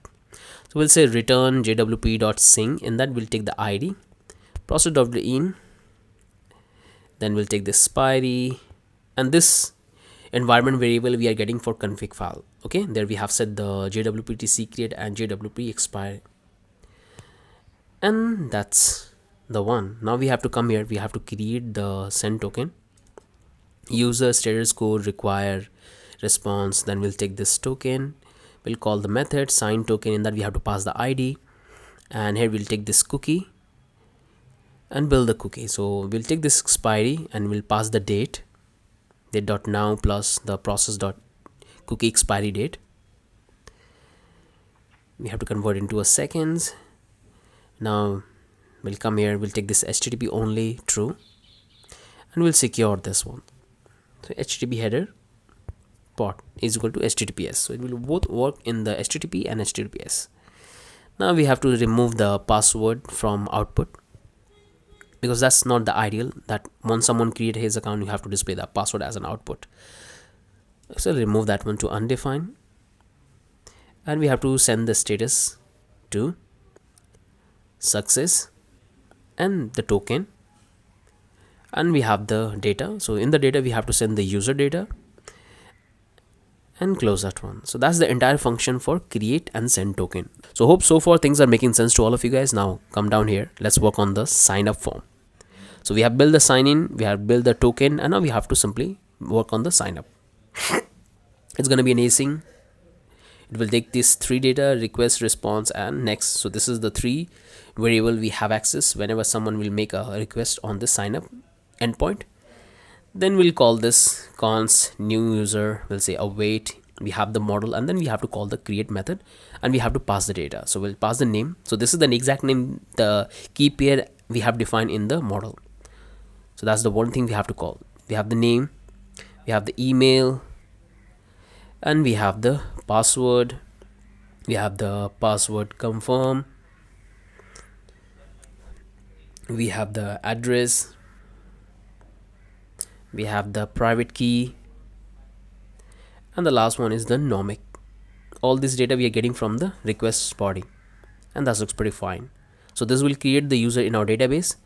Now we'll call this create send token, and we have to pass the data, so it will send the token back to the user. So this is the sign up form, sign up function we have. Now we have to work on the login. In that we're going to take this 3, because this 3 data we have available. Well, simply come here, we'll say take this 2 data from the user input. Then we have to simply check for some conditions. So we'll say check if email and password exist, means we have in the database. We'll call this email is there, password is there.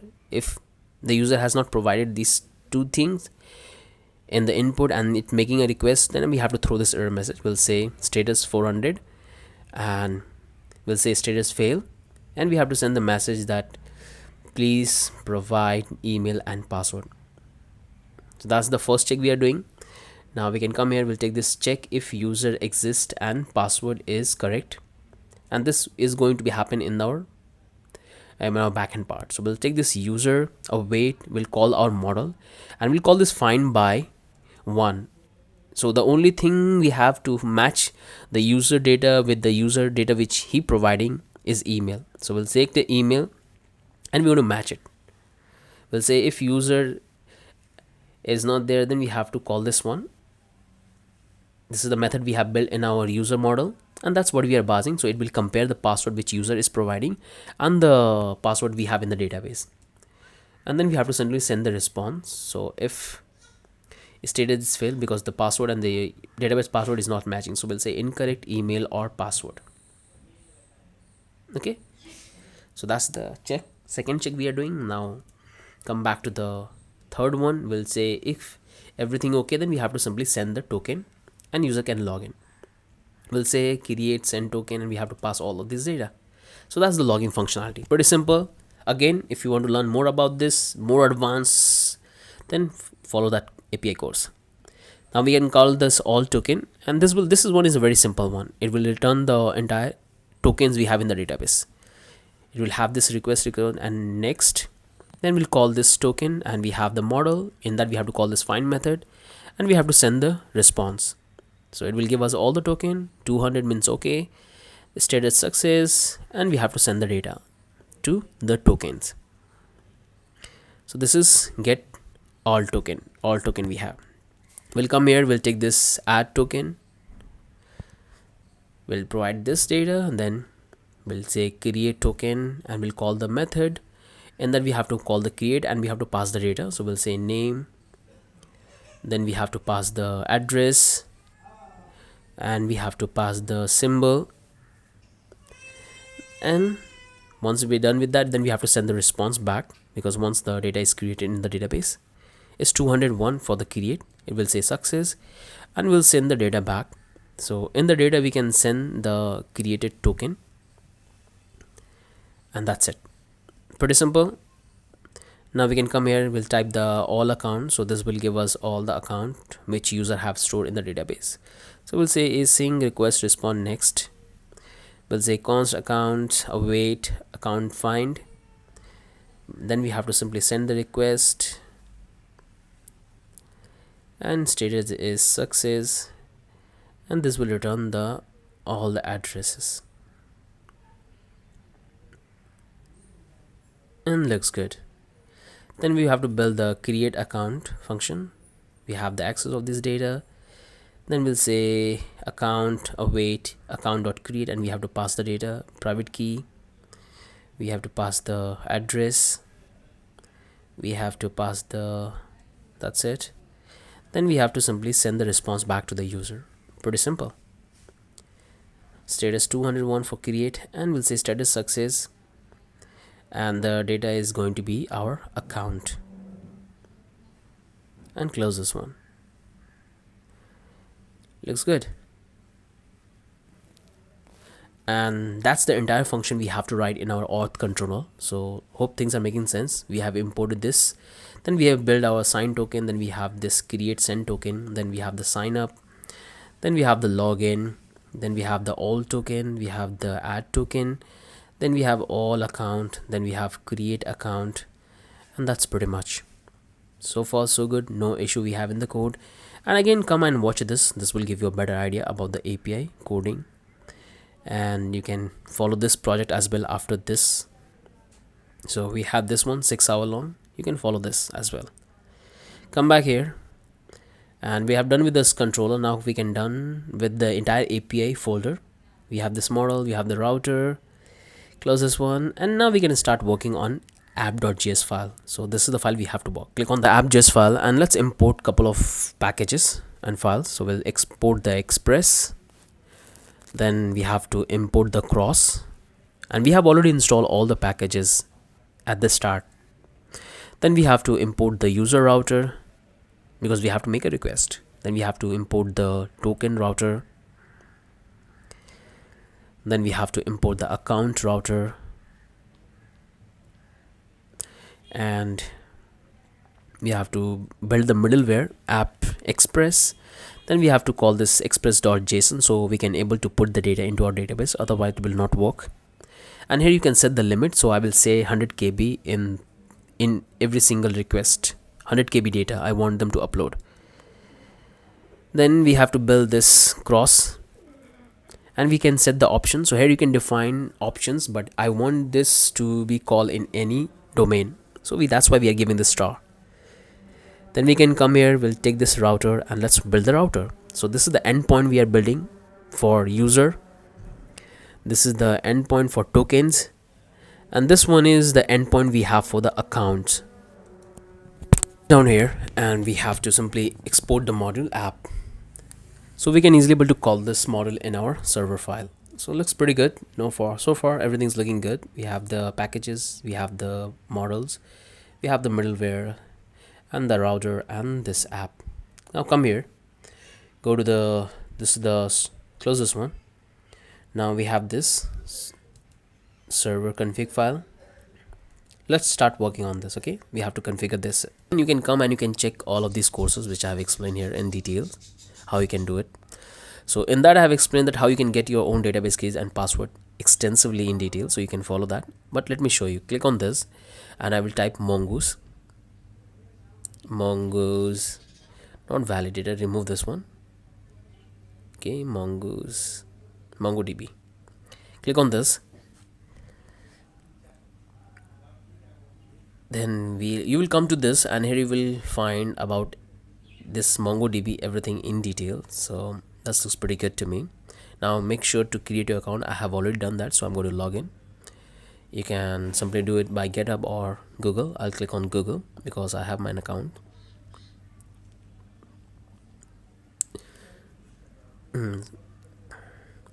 So here you can see that I'm here back into my MongoDB server. I click on this create, and here you will have multiple options. You can serverless, and you can call a shared server.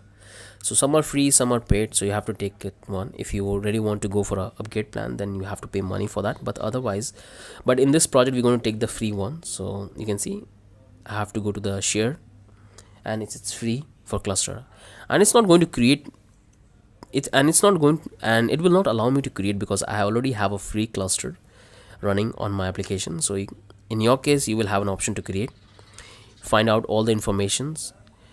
You can see it gives you the 512 MB of storage, but you can upgrade if you think you need. But let's click on this create cluster, and you have to do that as well. Create cluster, and you can see it's throwing me an error because I already have a free cluster. So that's a fairly easy process. All you have to do is to follow the process which they will ask you to do, and at the end it will ask you to create your username and password. So make sure to create the username and password and save it, because that's what we're going to use it in a project. And again, I link the video in which I have explained in the I button in the description, so you can follow that and you can know how to do that. So that looks pretty fine to me. I cannot create that one. So there is the message I'm getting. So what I will do is, once you will create your cluster, you will have your password and the username, and this is the exact interface you will get. And once you get that, you have to click on this browser. Here you will find all the data you will create in your API. As you can see, I have created these two resources, user and NFT, and here I have all of this data which I have created on my endpoints when I was testing this particular API. So now this is the user, and this is the one we have.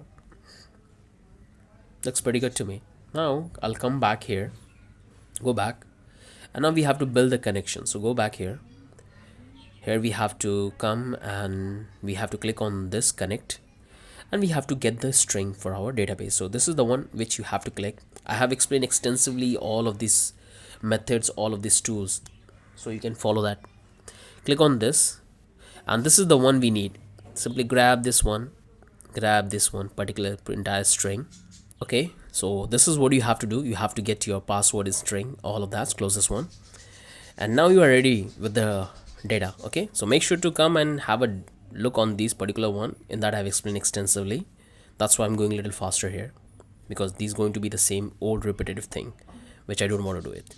So make sure to do the exact configuration things. You have to paste your database string, and you have to paste your database password.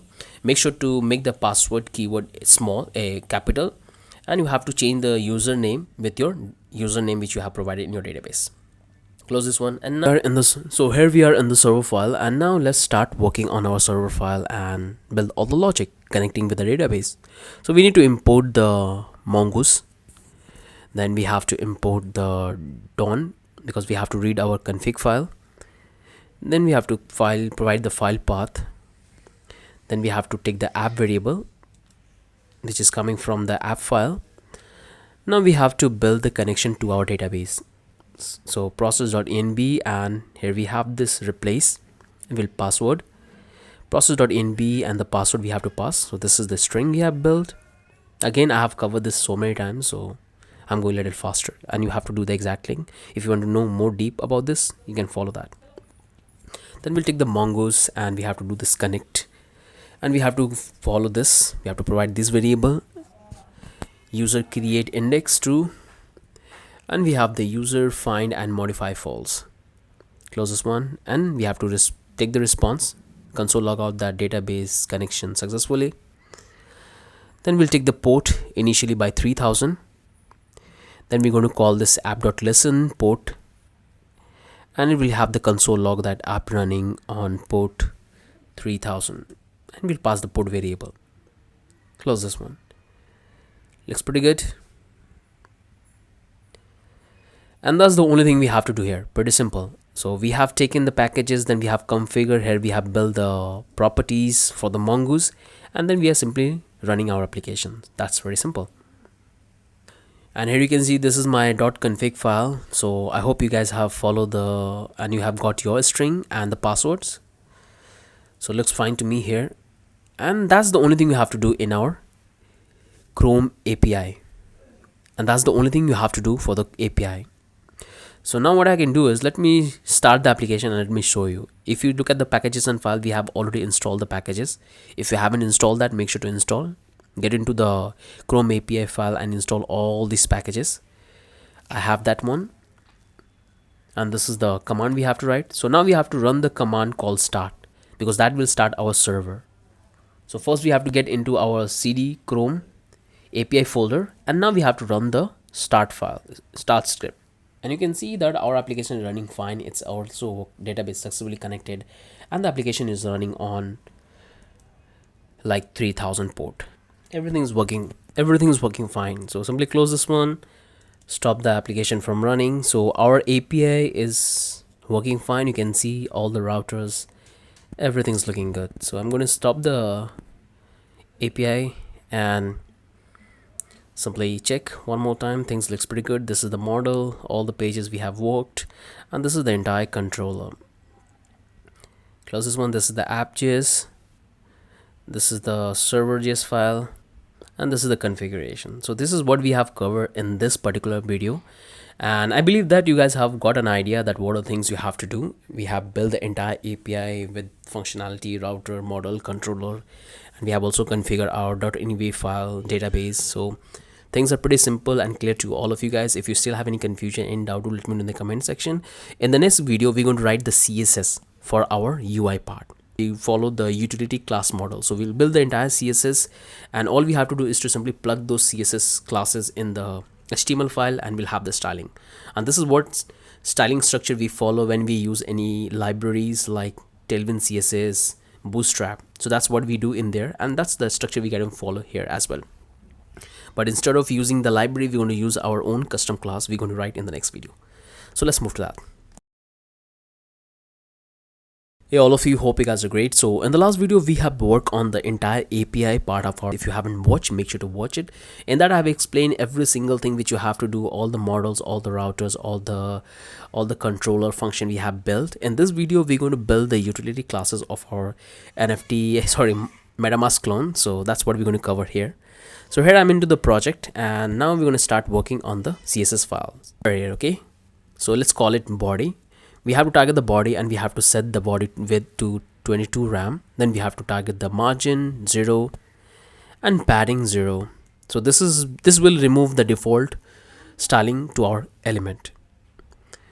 Then we'll target this WebKit scroll bar, and we have to hide it, display none. Then we'll target the header component. We'll say header. It will be the display flex, gap 1 RAM, justify content space between, align item center, padding 0.5 RAM, 1 RAM. We'll target the header logo image. Width is going to be 40 pixels, height 40 pixels, border radius 0.5 RAM. We'll target the heading, text align center, margin 2 RAM, 2 EM, color RGB. We'll take the font size 1.2 EM. We'll take the header network P. Border is going to 1 pixel solid. Then we'll have the color. Then we'll have the font width to be bold. Padding 0.5 RAM, 1 RAM. Border radius 1 RAM. Display flex. Align item center, justify content space between, gap 0.3 RAM, cursor pointer. We'll take the network component. We'll say network, display none, position absolute, background color to our havoc this color. We'll have a width to 100% and right 0. Text align center. We'll target the network, add style, padding 1 RAM, 8 RAM, margin top 1 RAM. We'll target the network title, font size 1.3 RAM, border 1 pixel solid, RGB color. We'll have the network item, padding 0.5 RAM, 4 RAM, font size 0.9 RAM, display grid, grid template column 1FR, 3FR, cursor pointer, place content start, target the home screen. We'll say home screen sign up, margin 0 auto, background color our second primary, text align center, padding 2 RAM, display none. We'll come here, we'll target the home screen image, width 100 pixels, height 100 pixels, home title, color RGB.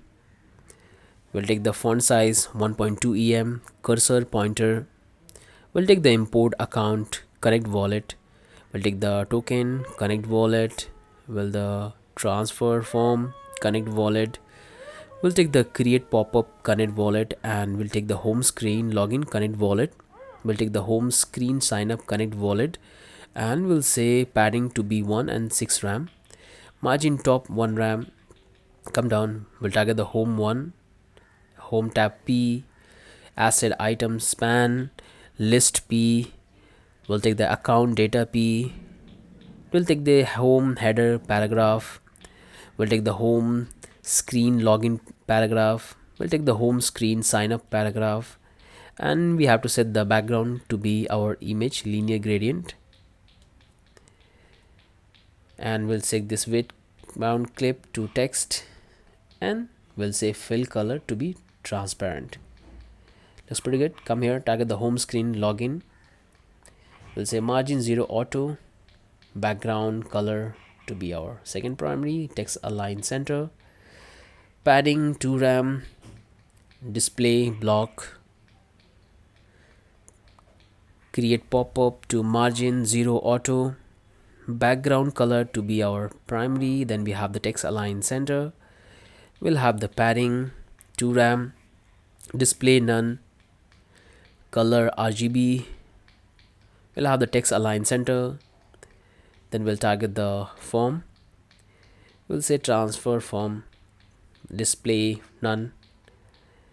Then we'll say form, display flex direction column, gap 10 pixels, padding left 2 em, padding right 2 em, padding bottom 0.4 em, background color our primary color. Then we'll come down here, we'll target the field, display flex, align item center, justify content center, gap 0.5 em, border radius to 25 pixels, padding 0.6 em, border none, outline none, color white, background color primary color. Then we'll have the box shadow to inset 2 pixel, 5 pixel, 10 pixel, and we have the RGB color. We'll come down, we'll target the input icon. We'll say height 1.3 em, width is going to be 1.3 em, fill, we'll have the RGB color. Then we'll come down, we'll target the input field. We'll say background to be none, border none, outline none, width is going to be 100%, color going to be RGB.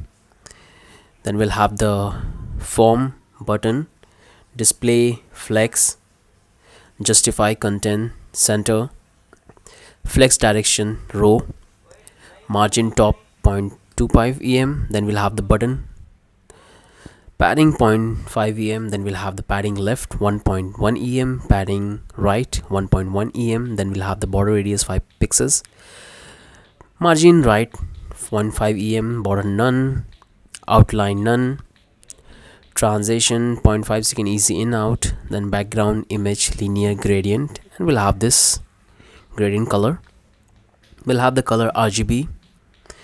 We'll come down, we'll target the button over effect. We'll say background is going to be image linear gradient, the same gradient but the different color. We'll take the color RGB. We'll come down, we'll target the button to padding 0.5 em, left 2.3 em, padding right 2.3 em, border radius 5 pixels, border none, outline none, transition easy in out, background image linear gradient, and we'll have the primary color. Then we'll have the color. They'll come down, we'll target the button over effect. We'll take the image linear gradient, then we'll take the color to be RGB. We'll come down and we're going to take the button 3, margin bottom 3 em, padding 0.5 em, border radius 5 pixels, border none, and this looks good, and outline none, transition 4.5 easy in out. Then we have the background image linear gradient. We'll have the color RGB. We'll come down, we'll target the button 3 over effect, background image linear gradient, and we take the color 3 pixels. We'll come down, we'll take this color background linear gradient, and we'll take the border radius. We'll take the transaction all 0.3 seconds, and we'll take the card 2. We'll target the transition all 0.2 second. We'll take the card 2 over effect, transition from scale radius. We'll come down, we'll target the over effect, box shadow 0 pixel, 0 pixel, 35 pixel, 1 pixel, and we'll have the RGB color. We'll take the notification P and we'll set the color to be white. Text align center. Come here and simply come here. We'll take the text decoration none, close this one, display none, text area is going to be none. We'll take the space and we'll say margin top is going to be 3 RAM. And then we'll work on the loader section because we have to design that. We'll take the center to be display none by default, justify content center, align item center, margin 0 auto. We'll take the loader, position relative, width 54 pixels, height 54 pixels, border radius 10 pixels, and loader div. We'll take the width 8%, height 24%, background will have this RGB, we'll have the position absolute, we'll have the left 50%, top 50%, opacity is going to be 0, border radius 50 pixels, box shadow 3 pixels, and we'll have the RGB color.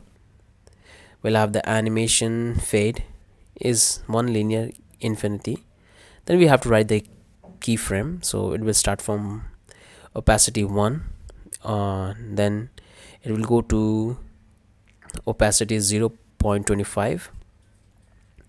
We'll work on the loader. We'll take this loader bar 1, so we have to target each bar individually and we have to define this property. So I'll go a little faster here. All we have to do is to change the variable, so let me write it very quickly.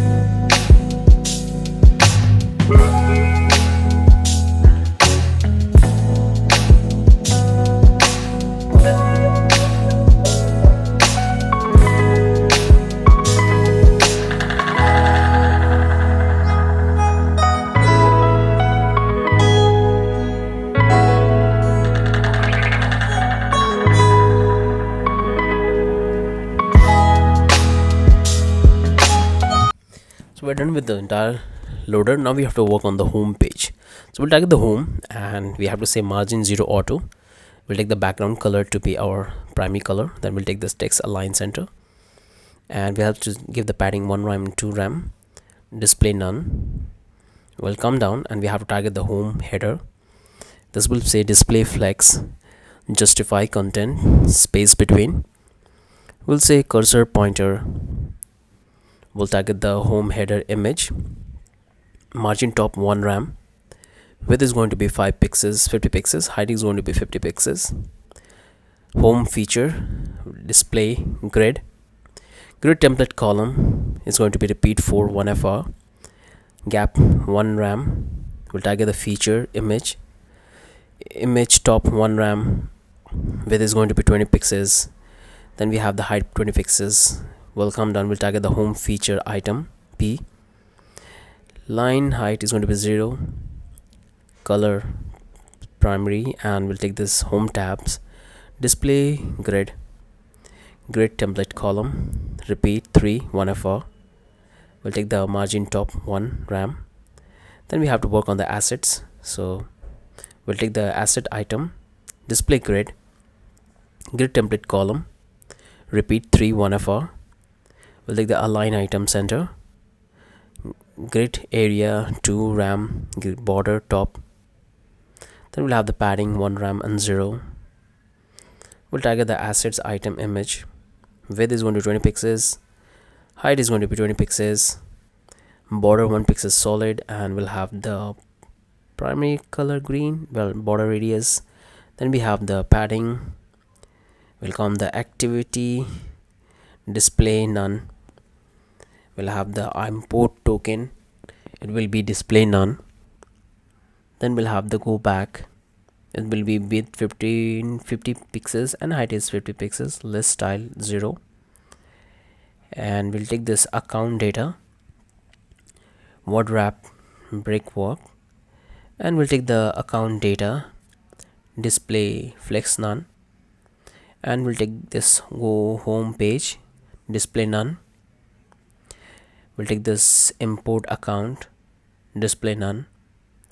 We'll take this list, display grid, grid template column 1FR 5FR. Border bottom 1 pixel solid, and we'll have the primary green. Align item center. Then we'll take this end. So this looks pretty good to me. Hope this entire thing makes sense to all of you guys. We have written the entire CSS for our MetaMask clone as a utility classes. All we have to do is to simply pass this classes and we'll have our styling ready. So we'll have this body, we'll have this WebKit scroll, header logo, heading, header network. We have the network add style, network title, network item, home screen image, home title. This is the buttons, connect wallet. This is the home paragraph. This is the home screen login, create pop-up. We have the transform. This is the form. We have the fields. We have input icons, input field, form buttons, button 1 over effect, button 2 over effect, button 3 and button 3 over effect. This is the card 2 and card over effect, card over, the small notifications, the anchor, the text area, space, the loader, and we have the loader divs. This is the keyframe we have. This is the all the bars we have targeted, bar 3 4 5. This one is the 6th, 7 8 9 10 11 12. This is the home page, home header, image, feature image, home items, tabs, assets, activity, tokens, account data, home page, import account, list. All of these classes we have built, and this one is optional. So cut this one and looks pretty good. You can see we have written all the classes, and hope things are making sense to all of you guys. Now the only thing is left is the HTML and the menace file. So we have done with this API, pop-up and style. So looks pretty good. So with that, we are done with this entire CSS file, and that's the only thing I want to cover in this video. Hope you guys have got an idea that what we have done. And now comes the most easiest part, because we have done all the hard work. We have built the logic for the MetaMask, we have built the backend part, we have written the CSS, and now we have to write this small code for the HTML, and everything would be live. After writing the HTML, then we'll move to the manifest JSON file, and then we'll deploy. So hope this entire thing makes sense to all of you guys. If you have encountered any error, make sure to rewatch the video, because I have written everything very slowly. And if you want to get the final code for comparing, you can get it and you can compare your code for that. With that, I'm ending this video. See you in the next video. Have a wonderful day.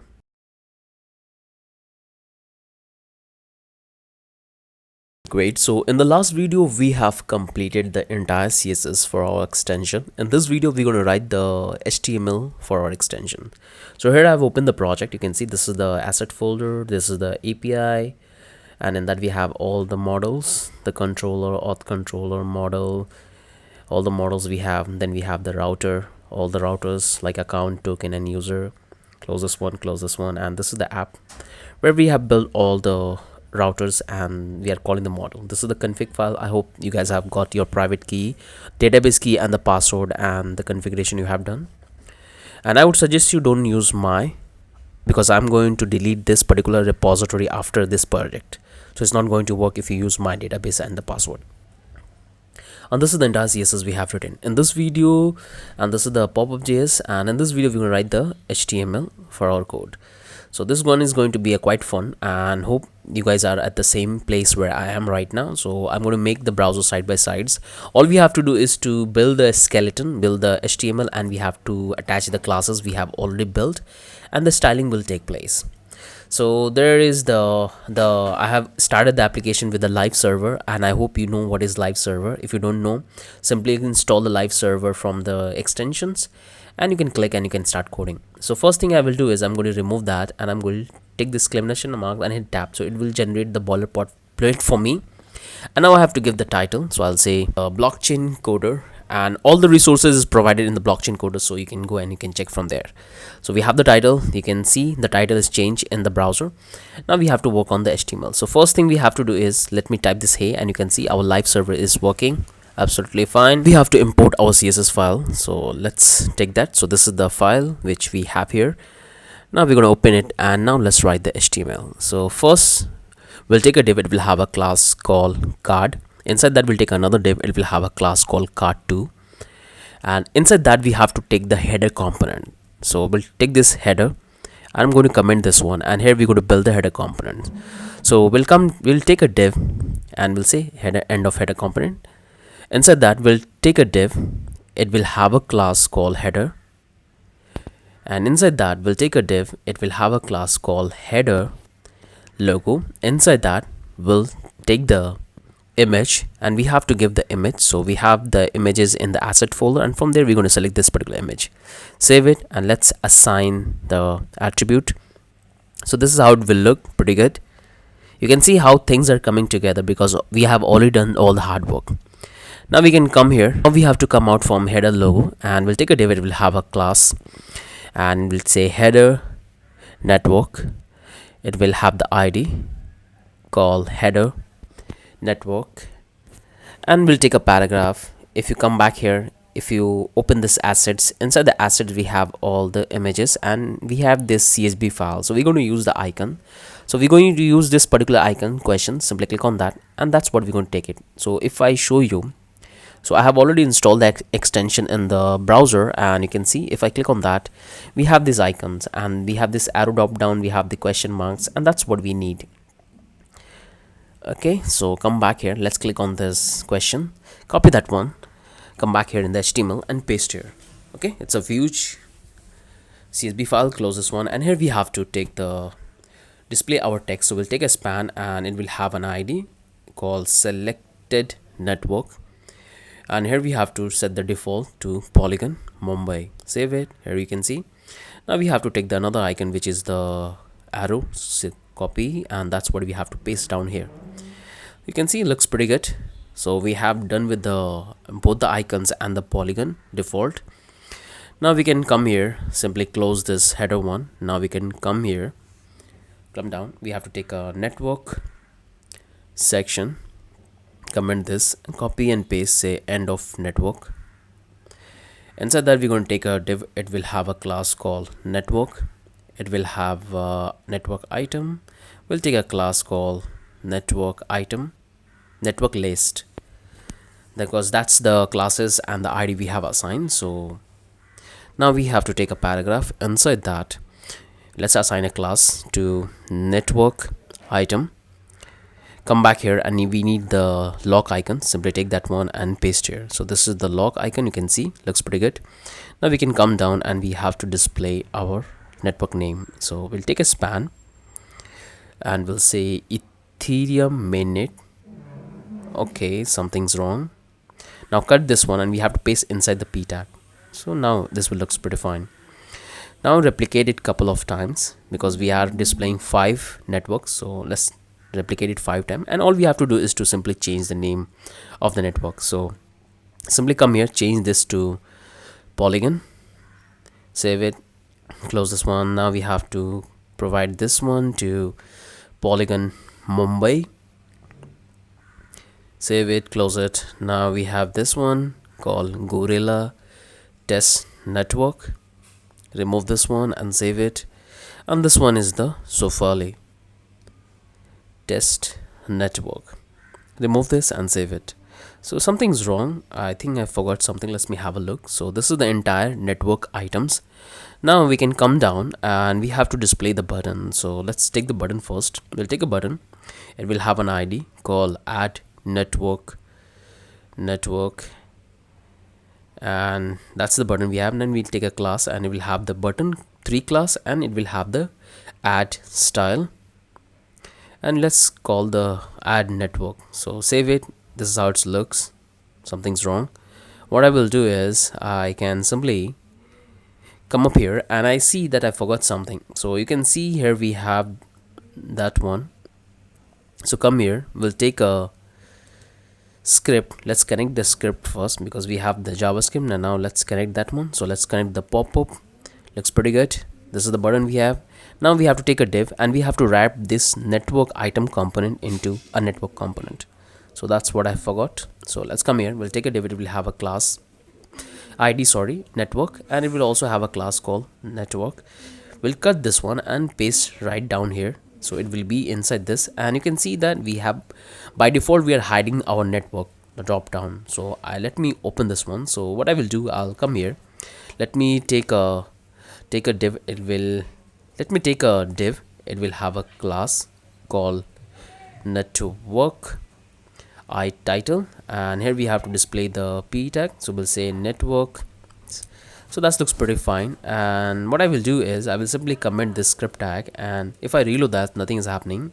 What I will do, I'll come here, I will copy the ID, or I can copy the class, come back to the CSS file, and I have to search for it. So you can see this is the network.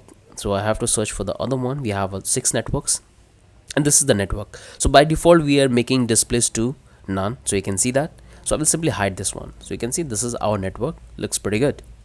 It's getting out of the box, but that's absolutely fine, not a big deal.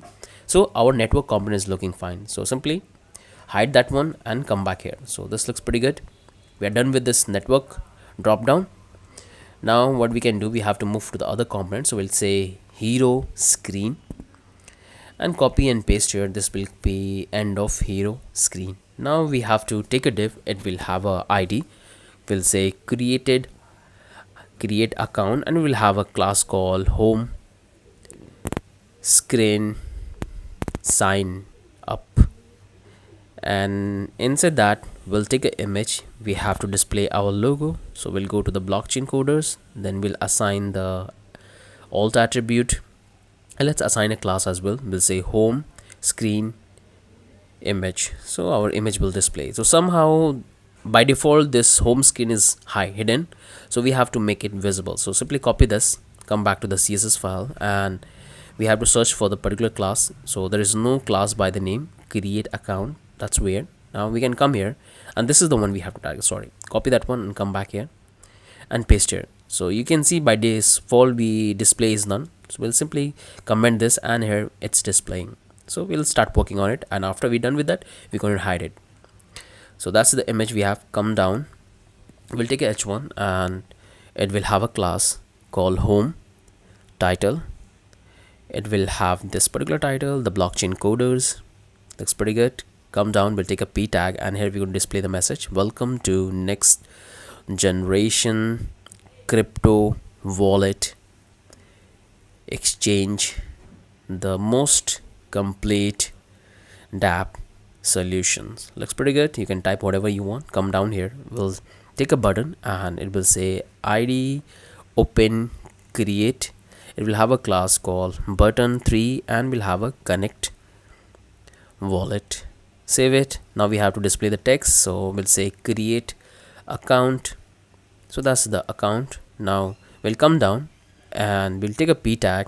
We'll say login to your account if user already have his account, and we'll take a strong tag and we'll display. It will have a class called home title, and it will have an id. We'll say login account and we'll display our text. We'll say login. So that looks pretty good. Okay, this one is for create account. So this one is the home screen. Close all this one, and looks pretty good. So that's the home screen we have written. Now what I'm going to do is I'm going to simply close this one. Now bring this up, and now we have to work on the next component. So we can come here, we'll say create pop-up and end of create pop-up. So this will actually create our account. So now come back to the CSS and we have to hide this particular one. So we'll come back and we'll simply uncomment this and hide it. So save it and it's gone.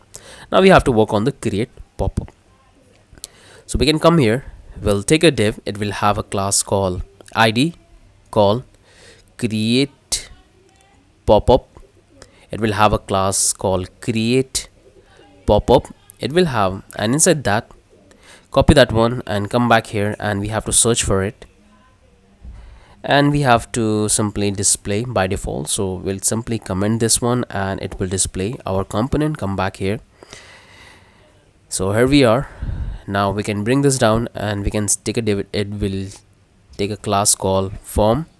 Inside that we'll take a p. It will have an id called heading, and we'll display our heading create account. Looks good. And now we have to display our input field. So we'll take a div. It will have an id called field. Inside that what I'm going to do is, so if you come back here in the extension, if I click on the extension, and you can see if you click on this and if you click on this create account, it's going to open this one. So this is what we are working on. Okay, now we can work on the fields. So I'll come here. First thing I have to do is that I have to take the CSV icon. So I need this particular icon, the log one, copy, and that's what I have to paste here. We got the icon. Now I have to take the input field. So take the input will be the text. Then we'll have a class called input icon, input field, and it will have a placeholder called name, and it will have an id. We'll say sign up name. So that looks good. Something's wrong, they are not properly aligned, so I forgot to add something. So I can see where it is a problem. So I can come here, I can simply close this one. I will take another div and it will have the same class. So we'll say field, and I will cut and paste down up here. So it looks fine. Now it's working good. So what I will do, I will simply replicate this couple of times. So this one is the second, save it. This one is the third one, say, and this one is the fourth one. These are the 4 data we need. So let's change this one. So I come here, I can take the @ icon, and that's what I'm going to paste here. So close here and simply remove this, paste, and that's the @ we have in the second input field. And now we can simply close this one and change the placeholder to email, and this will be the email. Save it, close this one, and now we have to work on the other two. So the password. So we can come here, and this will be the password, and this will be the password. Save it, and the last one we'll have the password confirm. So change this to password confirm, and this will be the password confirm. password, confirm, save it. Looks good. We have no issues so far, and that's all the input field we have. Now we can provide some space, because if you look at these input fields, they are very close to each other. So let's provide a space. So we'll take a p tag and we'll have a class called space, and it will give us the space. Simply copy and paste in between these input fields, and now we have very good space. Now we can take the button. So we can come here, we'll take a div, it will have an ID called center. So instead of taking button, what we can do is when the user will click, we have to display our loader. Okay, so that's what we're going to do it. So let's assign an ID to center, then we'll assign a class to center, and in that we're going to build our loader. So we'll take a div, it will have a class called loader, and simply copy and come back here in the CSS file, and now we have to search for center class and simply stop this one. Okay, not this one, search for it, come back, and this is the one. Simply comment this and it will display our loader component. Cut here, come back here, and now we have to build that. So here what we're going to do is we're going to take 12 bars. So we'll take a div, it will have a class called bar1, and altogether we have to take 12. So simply replicate it 12 times, and we have to change the class to 3, 4, 5, 6, 7, 8, 9, 10, 11, 12. If you save it, you will have this loader. And that's the benefit of working as a utility classes, because the classes are ready. All you have to do is to build the HTML and everything will come to life. So our loader is working absolutely fine. We have no issues. Simply close this one, come down, and now we have to take the button. So we'll take a div, it will have an ID called account data, it will have a class called account data, make it capital. Inside that, what we're going to do is we're going to take this h3 and we'll have an ID called account info, and it will say account. So what will happen that when the user will successfully create his account, we're going to display this particular component, and in that we're going to display his address, private key, and nomic foundation. So that's the component we are working on. So let's take that. It will have the p and it will have an ID called create address, created address, and we'll call it address for the time being, because this is going to be dynamically populated. Now we have to take the another one, which is the private key, and simply copy and come here in the CSS, and let's open that one. So let's call it, so where it is, and here we have, simply comment this, and here we have, you can see the address and the private key is displaying. Looks good. Now we can take the last one for the nomic. So we'll take a p tag and we'll display the ID created private key, and in that we will display the private key of the account.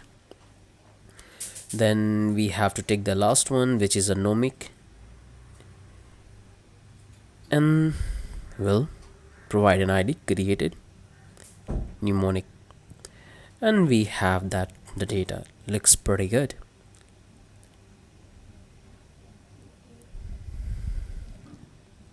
Looking good.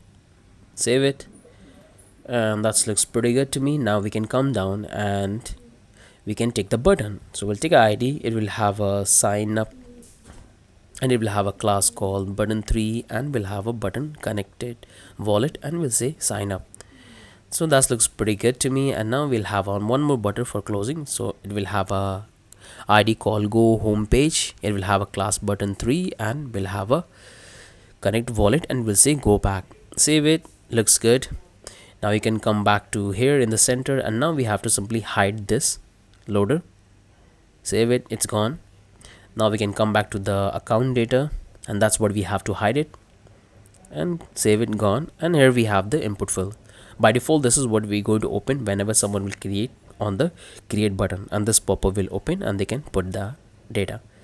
Now it looks good. So this one is working absolutely fine. Now we can do one thing. Simply, this is the create pop-up. Now we can simply come down here and we'll say logging component. So this one is for the create. Now we have to work on the logging one. We'll say end of login, and now we have to hide this one. So simply copy this one, come back to the CSS and search for that, and here we have simply uncomment this, and this will be hidden. By default, we're going to open the login page, and all the pages will be going to open and close with the help of JavaScript and the user interaction. So close this one, come back to the HTML, and now we have to build on the login component. So we'll come here, we'll take a div, it will have a ID called login user, it will have a class called home screen login. Inside that we'll take the image, the same, the blockchain coder image, we're going to take it. It will have a class because we have to reuse the size, so we'll say home screen image. We'll come down, we'll take this h1, and we have to display the title, so it will have a class called home title, and will display the blockchain coder. We have the text. Now we have to take a div, it will have a class called form, it will have an ID called login form. Here we have to take a p tag, and we have to display a short description, so we'll say welcome back, the decentralized web awaits. You can type whatever you want. So that's the title we have. Let's type it dApp, and we can come here. Now we have to build the input fields, so we'll take a div, it will have a class called field. Inside that we have to display the icon, so we can come back. Looks good to me. Now we have to get the icon, so come back here, go back to the, we need this @ copy that one, and that's what we have to paste here. So this is the icon we have. Now we have to take the input field, type text, and we'll take the ID, so we'll say login email. Then we'll take the class, we'll say input field, and we'll take the placeholders email. So looks good.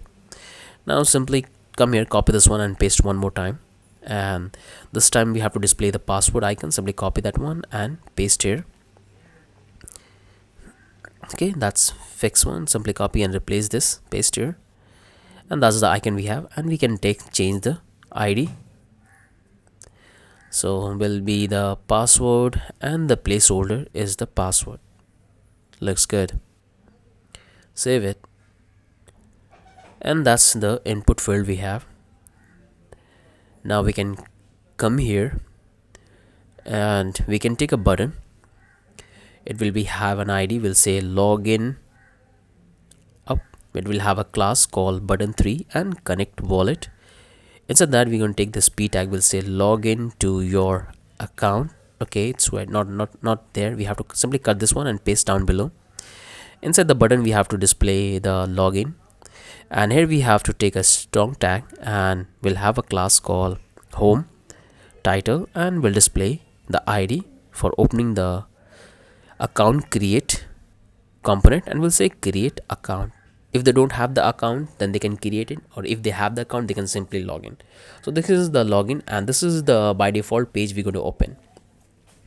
Save it. Looks pretty good. Simply close this one, and looks good. Now we can come here, we have to work on the transfer component, so user can transfer the fund. Now we can simply say end of transfer component. Now we'll come here, we can do one thing, we can simply copy this one, come back to the CSS, and for the time being we have to hide it, so simply copy and paste and say display none. Looks good. Now come here, and we'll take a div, it will have a class called transfer form, it will have an ID called transfer form. Inside that first we have to open it, so let's find out. Simply comment this, and it will open our component. So close this one, come back here, and we have to work on it. So we'll take a div, it will have a class called form. Inside that we'll have the image, so we have to display the blockchain coder image. Remove this, and let's assign a class. So we'll say go home, and we'll type the ID, so the ID will say go back, and let's change this image. We need to display the left icon, so arrow left. So this will take the user back to the home page. Now we'll take a p tag and it will have an id, and we'll call it transfer fund. We can come here and we can take a div. It will have a class called filled. Inside that we're going to take the icon, so @ icon we take, or we can take the log icon. So we'll take the log icon and we'll take the input field type text, and we'll say class, and it will have the input field, we'll say placeholder to be the amount, and the id is the amount. Looks good. So that's the first input field, and now we have to take the another one for the address. So simply close this one, simply provide a space, and simply copy this and paste here. So we'll have some space, and now we can change the address. So first we have to change the icon CSV file. Come here, get this one, and simply click on replace this one, and we have to change the amount, the placeholder, transfer address, and we have to change the id to address. Looks good. Close this one. Now we have to build the button. So this one is the form one, and now we display the loader, because we have to display the loader when the user is doing the transfer. So this is the loader we have already built. So we're going to take this one, the entire loader we have built in the create pop-up, and come here, and that's what we're going to simply paste here. So if we come back here, this is the image, this is the field, and this is the place where we're going to paste our loader, and we're going to change the id, only id. So we'll say transfer container, and the rest would be fine. So if you come back here, if you go to the center, the loader, and if you simply uncomment this, our loader is working absolutely fine. So that's how we can call our loader. Now we have to display the transaction message. So once the transaction is complete, we have to display the transaction that you can verify the transaction. So let's assign an id link. Let's open this in the new tab, and we're going to say check your transaction, and we're going to populate this URL for every single transaction with JavaScript dynamically. Okay, after the transaction will complete, we're going to display the URL of the transaction where the user can verify. So that's the transaction. Now looks good. Now we can come down here, we can take a button. It will have an ID called transfer fund. It will have a class called button3, and we'll have the connect wallet, and we'll say transfer, save it. So this is the entire transfer component we have. Looks good. Close this one, simply copy that one, come back here, and we have to simply hide it by default. So uncomment this, so it will be hidden. Come here, and now we have to work on the other component. So we'll come here, we'll simply do one thing. We'll take now we have to work on the import component.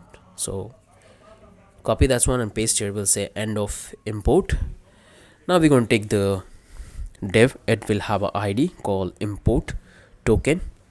It will have a class called import token. Inside that, we're going to take a, let's say, div. It will have a class called form, and we're going to simply bring this to live. So comment this and come here. Inside that, we'll have to take the image, because we have to allow user to go back to the home page. So we have to display the arrow, and we have to assign a class. So we'll say go back the ID import, and it will have the class as well. So we'll say go back. So it looks pretty good. Let's take a p tag. It will have an ID called heading, and we'll say import token. And now we have to display the input field. So we'll take a class called filled. Inside that, we can come here, we have to take the icon @ icon, and that's what we have to display. Save it. Down below, we have to take an input field. We'll say input field.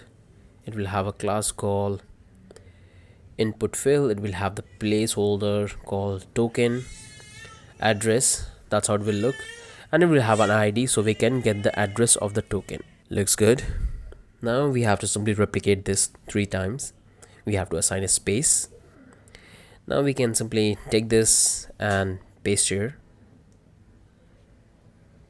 and looks good. Close this one, and we have to change this to, this one is token name, and this will be the name. Save it. Now we have to simply place it one more time, so save it, and here we have to display the symbol, because we need the symbol to display in our UI component, and this will be the symbol. And we can remove this. That looks pretty good. So this is the entire input fields. Now we can come down and we can take our button. It will have an ID called add new token. It will have a class button 3 and connect wallet, and we have to display our import text. So this is the entire import component. So far so good. Now close this one, and now we have to work on the other component. So looking good to me. Bring it back and simply copy and paste here, and this will be the account. Copy and paste here, and this will be an account. Simply hide this particular one, so display none. And now we have to work on, we'll take a div. It will have a class called home, and we'll take a ID. It will have a class ID home. Then we'll take a div. It will have a class called home header. Inside that we'll take a div. It will have a p tag called heading ID user address, and by default we'll say connecting, and this data we're going to populate with the JavaScript when the user will create or his account. So let's comment, simply display. So where it is, this is the one. Comment this out, and here we have the home component. So if user will logged in, or if user have as an account, so this is the page we're going to display by default if user is logged in. But if user is not logged in, we're going to display the login page. So that's one. We have simply copy and paste here, and we have to change the text to and remove this ID because we don't need that. And that looks good. That's the header. Now we can come here. We have to display the image. In the blockchain coder, you can display whatever you want. Let's assign a class called home header image. Looks good. We can come here. We'll take a h1. We'll have an ID. We'll say account balance, and by default we're going to display this 00, and we can say Matty. Looks good. Now we can simply come here. We'll take a div. It will have a class called home feature, and inside that we'll take a div. It will have a class called home feature item. Inside that we'll take an image. So we already have the image. We're going to take this by image, then we'll assign a class called home feature image. We have the icon. Now we have to display the text, so we take a p tag and we'll say by. That's how it's going to look. And let's assign a class called text. Simply grab this one and copy 4 times, and just change the image name and the text. This will be the user, this will be the account, and this will be our import, and this will be import. So we have all these 4 features we are providing. Looks good. No issue we have so far. Close this one. Come here, and now we have to work on the tabs. So we'll take a div. It will have a class called home tabs. Inside that we're going to display 3 tabs. Let's assign a p tag. It will say open. We'll say open dash asset. We'll say asset. Let's replicate it 3 times because we're going to display 3 tabs. And this will be the logout. We'll say logout, and this will be the activity and activity. So these are the 3 tabs we have. Save it. Looks good. Now we can simply come here and we can provide the space. So we'll have some space from the bottom. Looks good. Let's provide twice, so we have some space. So this is the tabs component we have. Now here we have to display our components. So this is the asset component, and this is what we have to do. We'll take a div, it will have an id called assets, and it will have a class called asset, and we're going to feed the data with the help of JavaScript. Okay, that's the only thing we have to do, and we're going to populate the data in this with the JavaScript. Let's come down here, let's work on the activity. For the activity I'm going with the hardcode data, but you can make it dynamic. So we'll take this div, it will have a id called activity, it will have a class called activity, and inside that we'll take a div, it will have a class called asset item. Inside that we'll take the image, you want to take this particular image, and it will have a class called asset item image, and it's not displaying. So what I will do is, to see that styles are applying, I will simply copy this one and come back to my CSS file, and let's try to comment this, and you can see our activity component is open. Now we can come here, we'll take a span and we'll display this dummy address, and we'll display the balance as a dummy one. Looks good. Let me short this one, and looks pretty good. So this is the activity section. So whenever you can do one thing, you can store this data of the transaction which users are doing in the local browser, and from there you can fetch and you can render, or you can store the data in the API, and from there you can fetch and do the transfer. That's what you can do, but I'll just leave it on you guys. Looks good. Copy and paste. So we're going to display this two activities, hardcode data, but you can make it dynamic anytime. Looks good to me. All the things are working absolutely fine. And now we can come here, let's uncomment this script which allow us to connect with the JavaScript we have written. And now we have two options to import the 3.js package. So as long as we are testing locally in our Chrome browser, we can definitely use the CDN. But if you want to upload the extension on the Chrome store, then the CDN will not work. We have to use the library internally, and we have both the things. So let's do one thing. I can simply take this script, and I'm going to take this script and I'm going to simply import the CDN. So this is the CDN you have to type. So http cdn ethers.io/library/ether 5.2, and we'll say und minified JS. We have to define the type is gonna be the application / JavaScript. So this is the CDN we are using for the ether library, and looks pretty good. Now you can simply comment this. There is nothing in there, it's hidden. Now we can come back here. You can see here we are on the home page. Simply uncomment this, it's gone.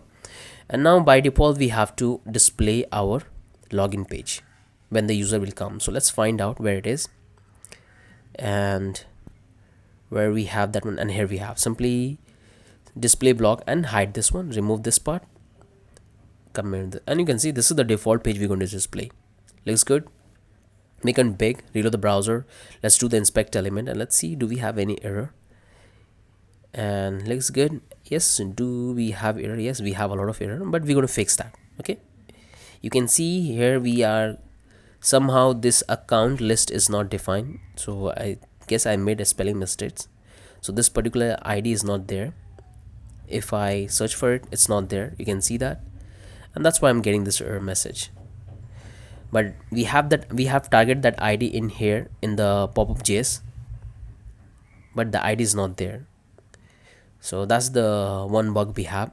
So that's the bug we're going to fix it. I found the problem, the error I was getting. So come back here in the import component, and you can see this is the entire component we have built. Import component, these are the field we have, and this is the button. So all you have to do is to add this particular div. It will have a class called account list, and it will have an ID called account list. So once you add this, will not have the error, and this time things will work fine. So here we have target that one, and here we have that one. So in that way the error is gone. So if you come back to the browser, you can check it, and here you can see that I have connected the, simply remove this, uncomment this, simply remove this one and uncomment this, save it, and things looks pretty good to me. So far so good. Here we have all the things. You can simply console log out the entire ether library. So do we have or not?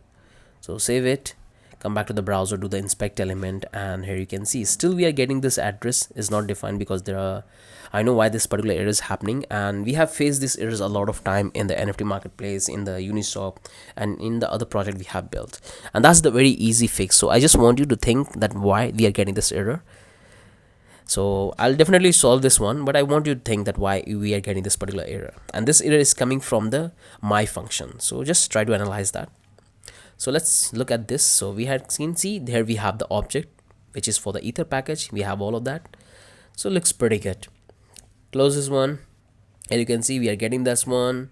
I'm going to comment this, simply close this one, and here we are. All the things are working fine. You can click, you can come back to the create account, you can click on go back, you can see our click event is also working fine. You can click on this create account, this will input the fine. If you click on that, this one is also looking fine. We are getting the RPC URL for different network, but we are focusing mainly on the Polygon. You can make it dynamic, so looks good. All the networks are well working, and here just forget about it. This will not create any issue in the when we'll deploy this extension. Reload the browser, and so far so good, no issue we have here. And that's the only thing I want to cover in this video. So whatever we have built so far in this particular video, I hope everything is making sense and you guys have built the entire HTML the way I did. If you guys have encountered any error, make sure to rewatch that. And in the next video we're going to fix couple of bugs, because we have couple of bugs in our extension. So that's what we're going to fix it in the next video, and in the next video is going to be the last video in that we're going to fix the bugs and we're going to deploy. So let's move to that.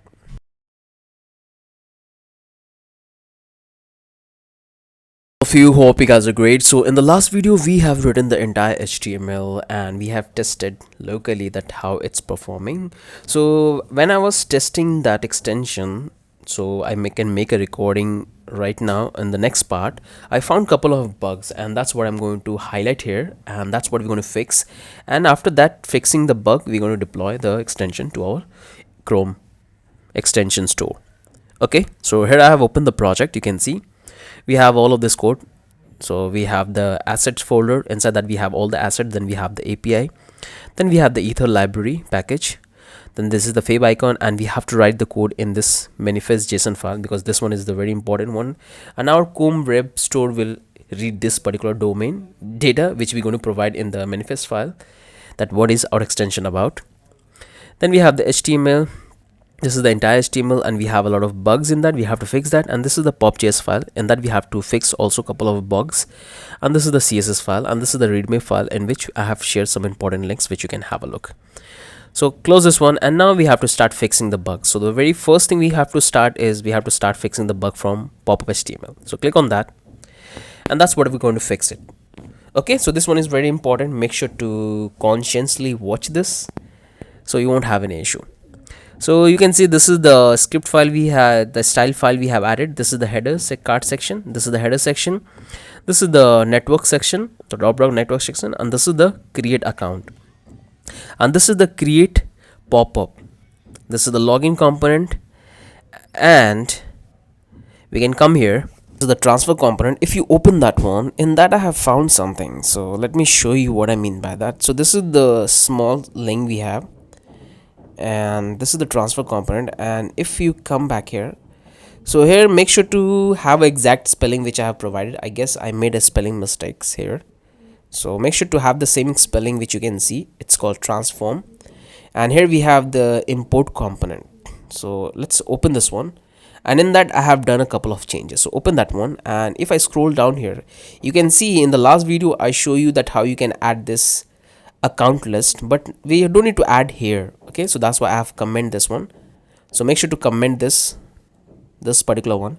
We have to add in somewhere else, and make sure to provide the exact ID, exact class name, and comment this particular div we have created. Okay, that's called new. Now the rest would be fine. Simply close this one, and what So somehow the recording was stopped and I was not able to record this particular component when I built that one. So in your case, when whatever code you have right now, in that you won't have this particular component. So let me show you what I have in this component. So this component called import account, and I have written this message new not recorded. So this is the entire component you don't have. So make sure to type this and create. So take a div. Let me show you what you have. So this is the entire component you have to type. So open this one, take a div, it will have an ID and it will have a class.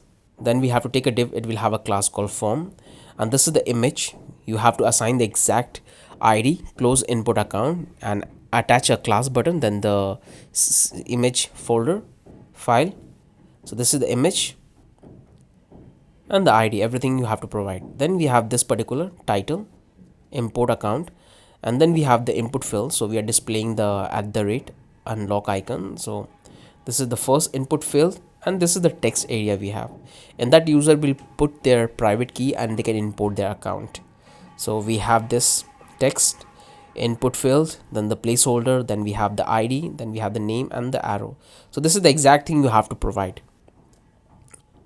This is the exact thing you have to provide. So this is the first input field we have, and that's the only thing we need. Then we have this button, and make sure to assign the ID, add new account, and this is the class for the button, and we have this import, and this is the one we have. It's called account class account list. So instead of putting this in the token one, we have to push in the account list. So make sure to do this. So like earlier we put here, but we don't need to put here. We simply cut that one, and that's what we have to import right up here. So I have taken this div, it will have a class, it will have an ID, and this is the text, the component we're going to display in this dynamically. So I have commented this out, save it. Okay, this is the entire component for account, import account, and this is the main body. I have not done any changes in here. You can see this is the header component we have, this is the image we have, this is the title, this is the feature, and here we have to do a couple of changes in the home feature. So you can see that this is the old one. So this one is the home feature where we are providing different like buying, send, account, and import. So somehow I forgot to attach the ID. So you can see you don't need to do anything in the buy, but you have to do something in the account and import and send. So here I have added the ID. So this one is the old one. So this is the first one, this is the old one. Make sure to attach the ID, open transfer in the send one, so it will open the transfer component. Then we have to attach here open account import, and you have to attach this here open import. So once you attach this ID, the component will trigger and it will open. So this was the one thing I forgot, and that's happened, that's part of development. Okay, so that's the changes you have to do. This is the tab, make sure to keep all the ID same as it is, and compare it one more time. This is the space, and here we have the assets, and that we're going to populate the data dynamically, and this is the activity. You don't need to do any changes in here. So this is the exact changes you have to do. You can see that I have hide the comment the ether package local one, and I'm using this CDN because I have to test locally, but when we deploy, we're going to comment this CDN and we're going to use the internal package. So that's what we are using, and this one is we are hiding. So these are the changes you have to do. Make sure to do all of these changes, otherwise your extension will not work. So come here, and now we have to do the changes in the pop-up.js, because here I have forgot to add something and we have to do a couple of spelling correction. So let's close this one, and the first thing we have to do is make sure to match all of this. So this one looks pretty fine, no changes we have to do here. We have this element we are targeting, no changes. This sign up, login, log out, this one is the transfer one, this one is the go back, and here I attach this one. So I forgot to target this particular element, so go back import. In your case you won't have this as well, so make sure to type it, document.get element by ID, target the ID, go back import, and we have to attach the function on the click event. So this is the one correction you have to do, and the rest should be fine. No need to do the changes in any document, and this is good. Let's remove this one. So these are a good one, and now we have this, looks pretty fine. You can simply hide this one or you can keep it. Let's hide it. comment this, and good. These are good. And now we have to do a little bit changes right up here. So you can see we have this anchor, and that's the change what I have done. So make sure you have to add this one, because this is what we have written. You have to attach this. So this is the polygon scan, and we have to attach the transaction hatch, and then we have to open. So in this way user can click and they can redirect to the polyscan, and they can check their transaction. So we forgot to add this one, so make sure to attach this particular. So that's the only thing you have to do in here, and you can see we have called new. So that's the only changes you have to do in the handler. There's no changes in the check balance. This is the network, set network, user logging, all the things are looking pretty good. And we have to do a couple of changes. So come back to the sign up, and here we have to do the changes. And I believe that you guys have noticed this particular error which I have done. So here you can see this is the URL we have, and here we are calling this handles, but it's called header. Okay, so this is the very silly mistake I have done. So it's called headers, not handlers. So because of this I was getting error when I was testing locally. So make sure to fix this one, and this is what you have to fix in all the API requests which you are making. So this is, and the rest should be fine. So close this one, do the same thing for the login, hide and do this, close this one. And here we have to do the changes. So in this open transfer I made a spelling mistake in the ID.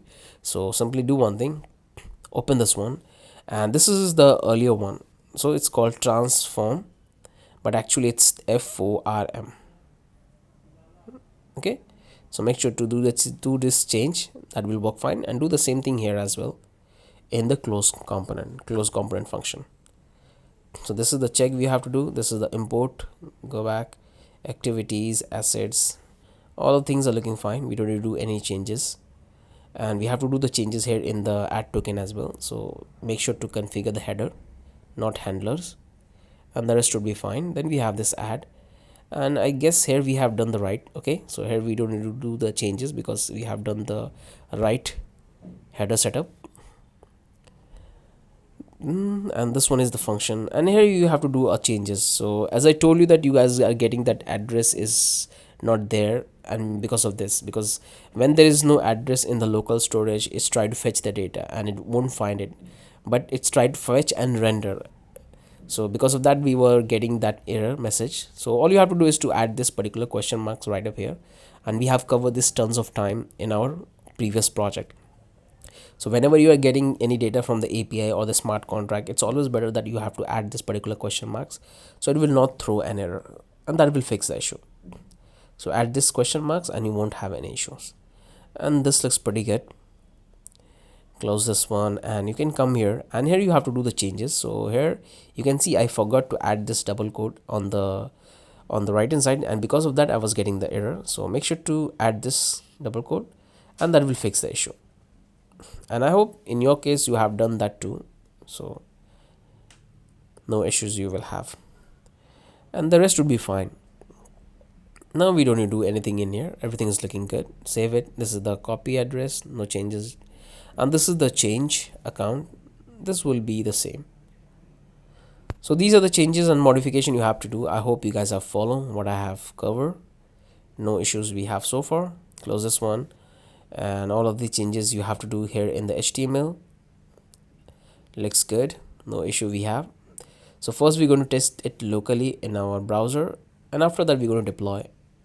So come here, and now I believe that you guys have already installed the live server. So like if I minimize that one and open it in the browser, click on this, it will open in my default browser. I will simply cut that one. So first thing you have to do is you have to install the live server. So if you don't have live server, you have to install.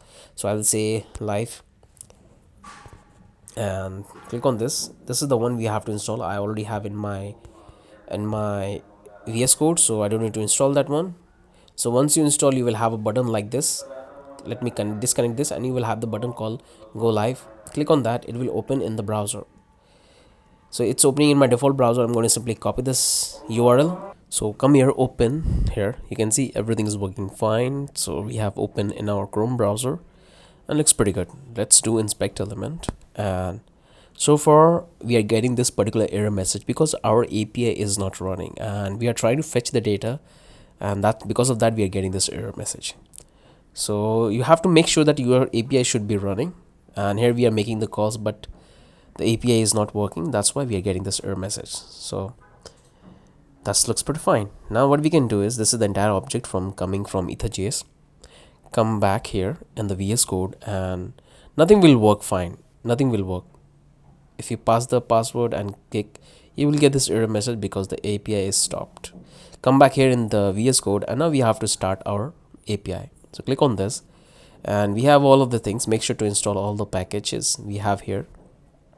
And this is the particular command we have to run.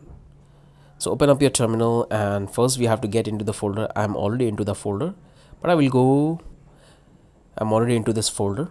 So you can simply go out of the folder and you can simply go out like this and you can simply come back to the folder like this. You have to paste the name of the folder, API, and here we are into the API folder, and now we have to simply start our server. So we'll say npm run start and this will start the server and we won't have any issue. So you can see database connected. You can simply bring this down and you can simply close this one, and now you can come back to the browser, and if you reload you won't have this issue. So this time we are fetching the information and the API is also working fine. So you can come here, you can see this is the packages we have, and now we can simply log in. So if I pass the right credential, you can switch to the account creation and you can create an account. You can pass the password. So I already created the account and I'm using the default backend, and that I have made this tutorial for demonstration purpose. So I have already created a couple of accounts. So let me log in. So this is the account which I have created, daulat@gmail.com, and this is the password.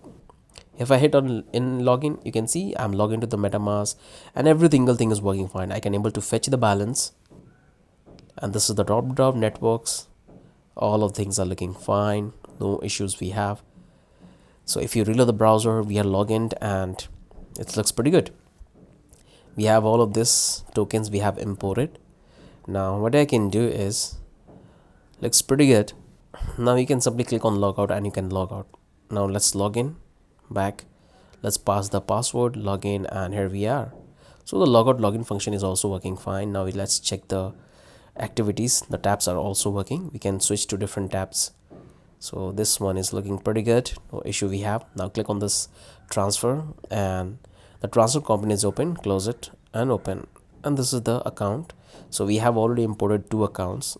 When I was testing, that's account you will find. This is the input field. You can go back. This is the import, token import. You can go back. Looks good. You can simply copy and you can paste address. This is also looking fine. So no issue we have, everything is working fine. So what we can do is, we can simply transfer the fund. If you want, you can do that. So looks pretty good. Let me have a look. What I can do is, let me switch the account, and here you can see if I click on that, and here we are using different account. If you copy and you can paste and you can check, we are using different account. So simply log in to my account. We'll say take this $1 and we'll pass the password, and all you have to do is to look at the price, the amount of money we have. So we have this 350 and we want to transfer the fund to that particular account. So that's a very easy one. Let's pass the address and pass the amount. So this much amount I want to transfer to this particular wallet address. So it's loading, it's making the transaction, and here we are, the transaction hatch. You can click on this and it will take you to the poly scan and you can able to verify the transaction. So this will take a little bit time. So if you come back here and you can see this is the account we have transferred the fund. So the balance is deducted. Earlier it was 3 and now we have is 2. So if you want to check the fund, all you have to do is to come here and click on this, because this is the account where we have transferred the fund, and here you can see we have the fund in that, and here you can see this is the amount we have transferred. You can check the account. This is the account we have. This is the import token function you can import. So let me import the dummy one and let's give the random name. It's totally up to you what you want to call it, or you can make it dynamic. It's totally up to you. And let's assign a symbol. Click on import and here we have imported that. This is the token we have imported. So things are looking pretty good. So import is working, account is working, send is working, and you can same way you can import the any account. All you have to do is to pass the private key and it will reflect the account, which I will show you. So it looks pretty good. This is the transfer we have already checked, this is the private we have already checked, and this is the token we have already checked. This is the assets. You can click on logout and that's working fine. Now what we can do, let's click on this create account and let's create account. If user doesn't have any account, they can create. So click on this create, and now we have this create account. Click on that, and here we have to provide all of these detail: name, email, password, and confirm password. So let's provide the name. I'll call it Rahul, and I'll call it Rahul @gmail.com. I'll pass this password. If I click on enter, and you can see we got this error message because I have already used this particular username and email ID, and that's why I'm getting this error message. You can see we got this failed matches, and on the basis of that you can display the error message as well. So if you open this one, you can see we have made the request but we got an error and everything is working fine. So what I can do is, all we have to do is to provide the different email ID. So the data we have got here, and here you will find the information.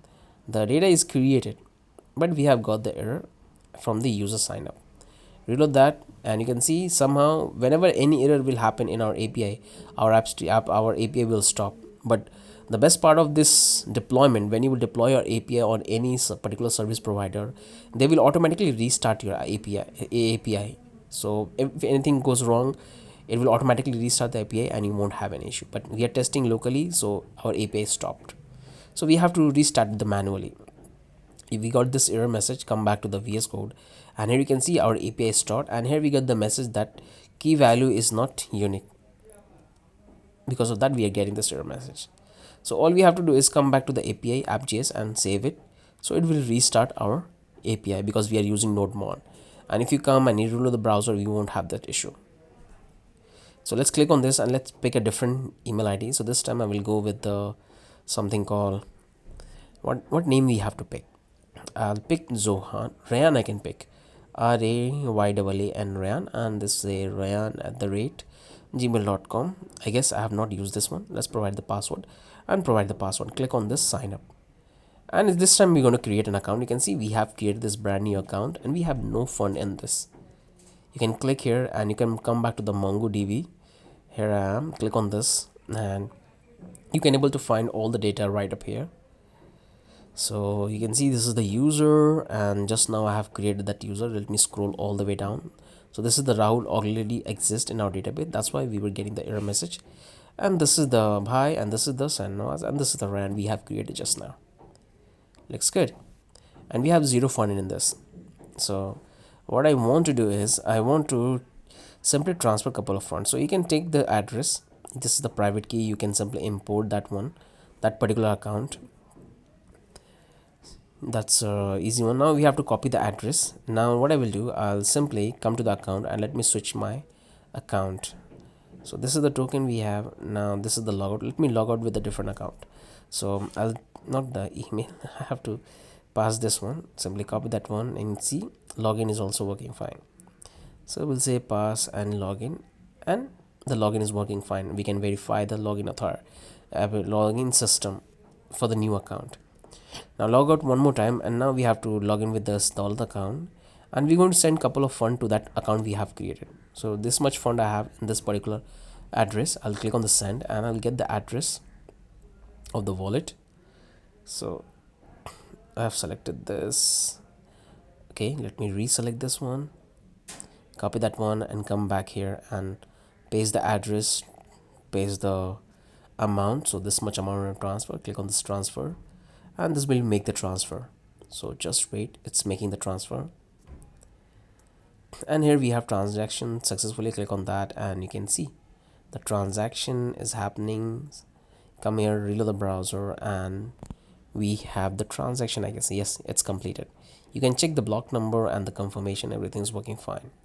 And you can see the balance is deducted. Simply log out, and if you log in with the Ryan account, take the email, come here and paste it, the password. You will see we had a couple of fund in here, and just wait, here we have one fund. So the transaction is went through and it's working fine. And if you want to import this particular account, it's already there with this particular user authentication. But if you want to import it and store it as a global private key, then you can do that very easily. All you have to do is to click on that and simply select the private key. So this one is optional, but you can do that. I want to show you how it's worked. You can paste here and you can click on import, and it's going to make the transaction. It's going to import your account. So it's went through. You can see it's went through. We got this success. We have this account. Now simply reload the browser, and if you click on that, you can see right now we have these three. You can click and you can simply change the account. So you can click on that, and here we have changed the account. So when you will import the private key, that would be available globally, so anybody can utilize it. Looks pretty good. All of this data, all the tokens is working fine. So I guess everything is clear to all of you guys. This is the backend part which is running. So if you really want to use it, the API, make sure that your backend should be running, then you can able to perform all this task. So this is the CDN we were using. Now we're going to use our local script. So let me close this one and let me bring this, let me stop the application running. So we have successfully tested and every single feature is working fine. And now you can able to see all the documents which we'll import, create, that all will be stored in our database. And this is pretty good. Now we have to work on a manifest JSON file, because now we're going to upload this extension to the browser. So let's click on that, and here we have to do the configuration. We have to provide all the information to our Chrome browser about the name, descriptions, image icons, and the promises. That's all we have to provide up here. So let's type it. We'll give the name, the blockchain coder. Let's give the description. We'll say transfer fund to any wallet. Let's give the version. So it's totally up to you, whatever version name you can give, but this is the first extension we are building. If there is an update, you can simply give the second version. That's like that. And here we have to define the manifest version. So right now we have 1, 2, 3. So 2 is no longer recommended, so you have to use the updated 1, 3. And now we have to provide an action. So in action we have to define the HTML file and the icon. A lot of things you can define. So let's take the default pop-up, and we have to take the default icon. This is the fave icon we have, and here we have to give the permission. So we want add this to new tab, then bookmark, when unlimited storage, and we have the native messaging. So all of these, all this permission we want to provide to our extensions. So hope this entire thing makes sense. The list is very huge. You can do a lot of configuration here, but I will go with the simplest approach. You can define different icon types, but I will go with a different approach. So that's the only thing you have to do here to deploy. Make sure to provide all your name. Here I have provided mine. You can provide your own. So if you come back here in this, looks pretty good. This is the icon we are using. This is the manifest JSON file. Looks good. Now close this one. And now we can start uploading this extension to browser. So what I will do, this is the entire API. Make sure that your API should be running. If you stop your API, you're not able to fetch the data and you're not able to authenticate user. So the best way to keep running your API, you can use any service provider. Like you can use DigitalOcean, or you can use any back API service hosting platform to host your API. So your API will keep running. All you have to do is to call the API in the extension and you will have the functionality. So I will show you locally, running the API locally, but in my future video I'm going to deploy this entire API onto a remote server like DigitalOcean, and we're going to connect it from. But for this moment we have to test like this. So first thing, we have to get into the Chrome API and we have to run our API. So start. So here we have started our API, and now we can test it. So simply bring this down and come back here in the browser and click on this 3 dot and go to the extension and click on manage extension, and from here you can able to have a look to all the extension you have installed and you can do the modification. So make sure to come here and turn on this developer mode, because when you will come here for the very first time it will be not on.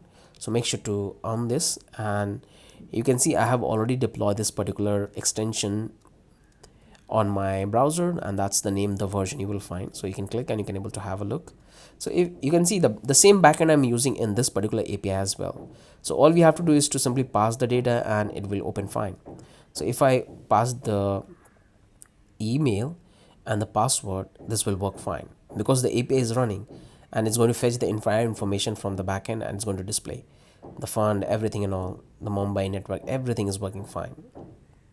Log out, but I'm going to remove it, and if anything goes wrong, that's all error you will find right up here. You can see this object, parse object is not there. Because of that we are getting this error message. So that's not a big deal. If anything goes wrong, that's all error you will find here, and you can able to have a look and you can fix that.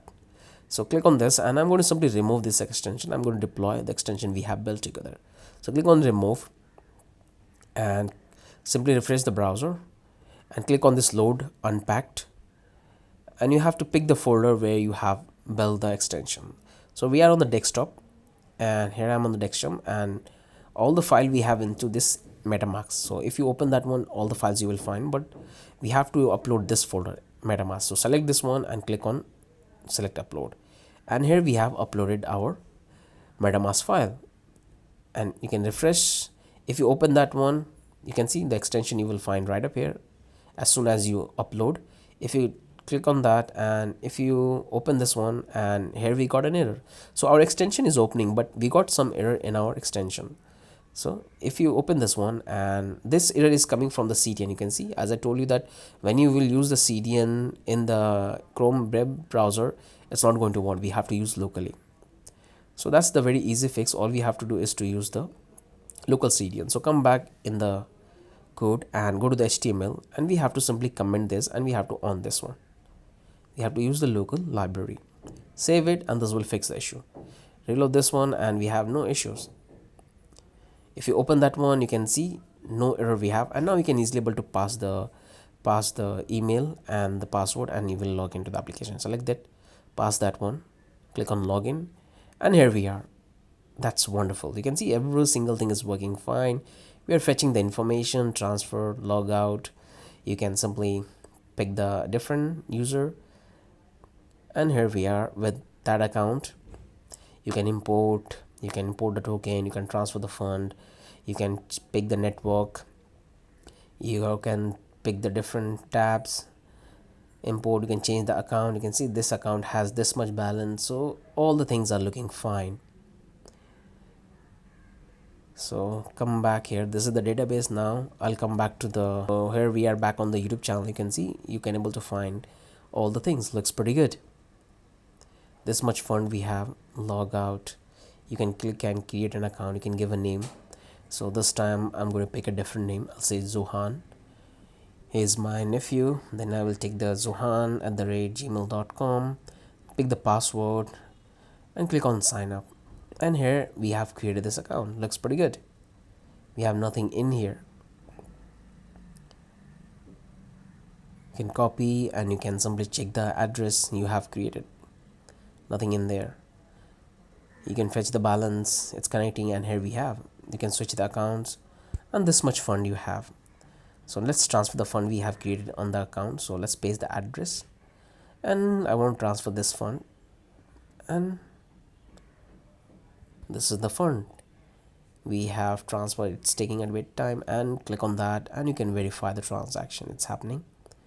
Now you can open that and you can simply log out, and you can go back to the account we have created. So Zohan, not Ran, remove that one, and we have to go to Zohan at the rate.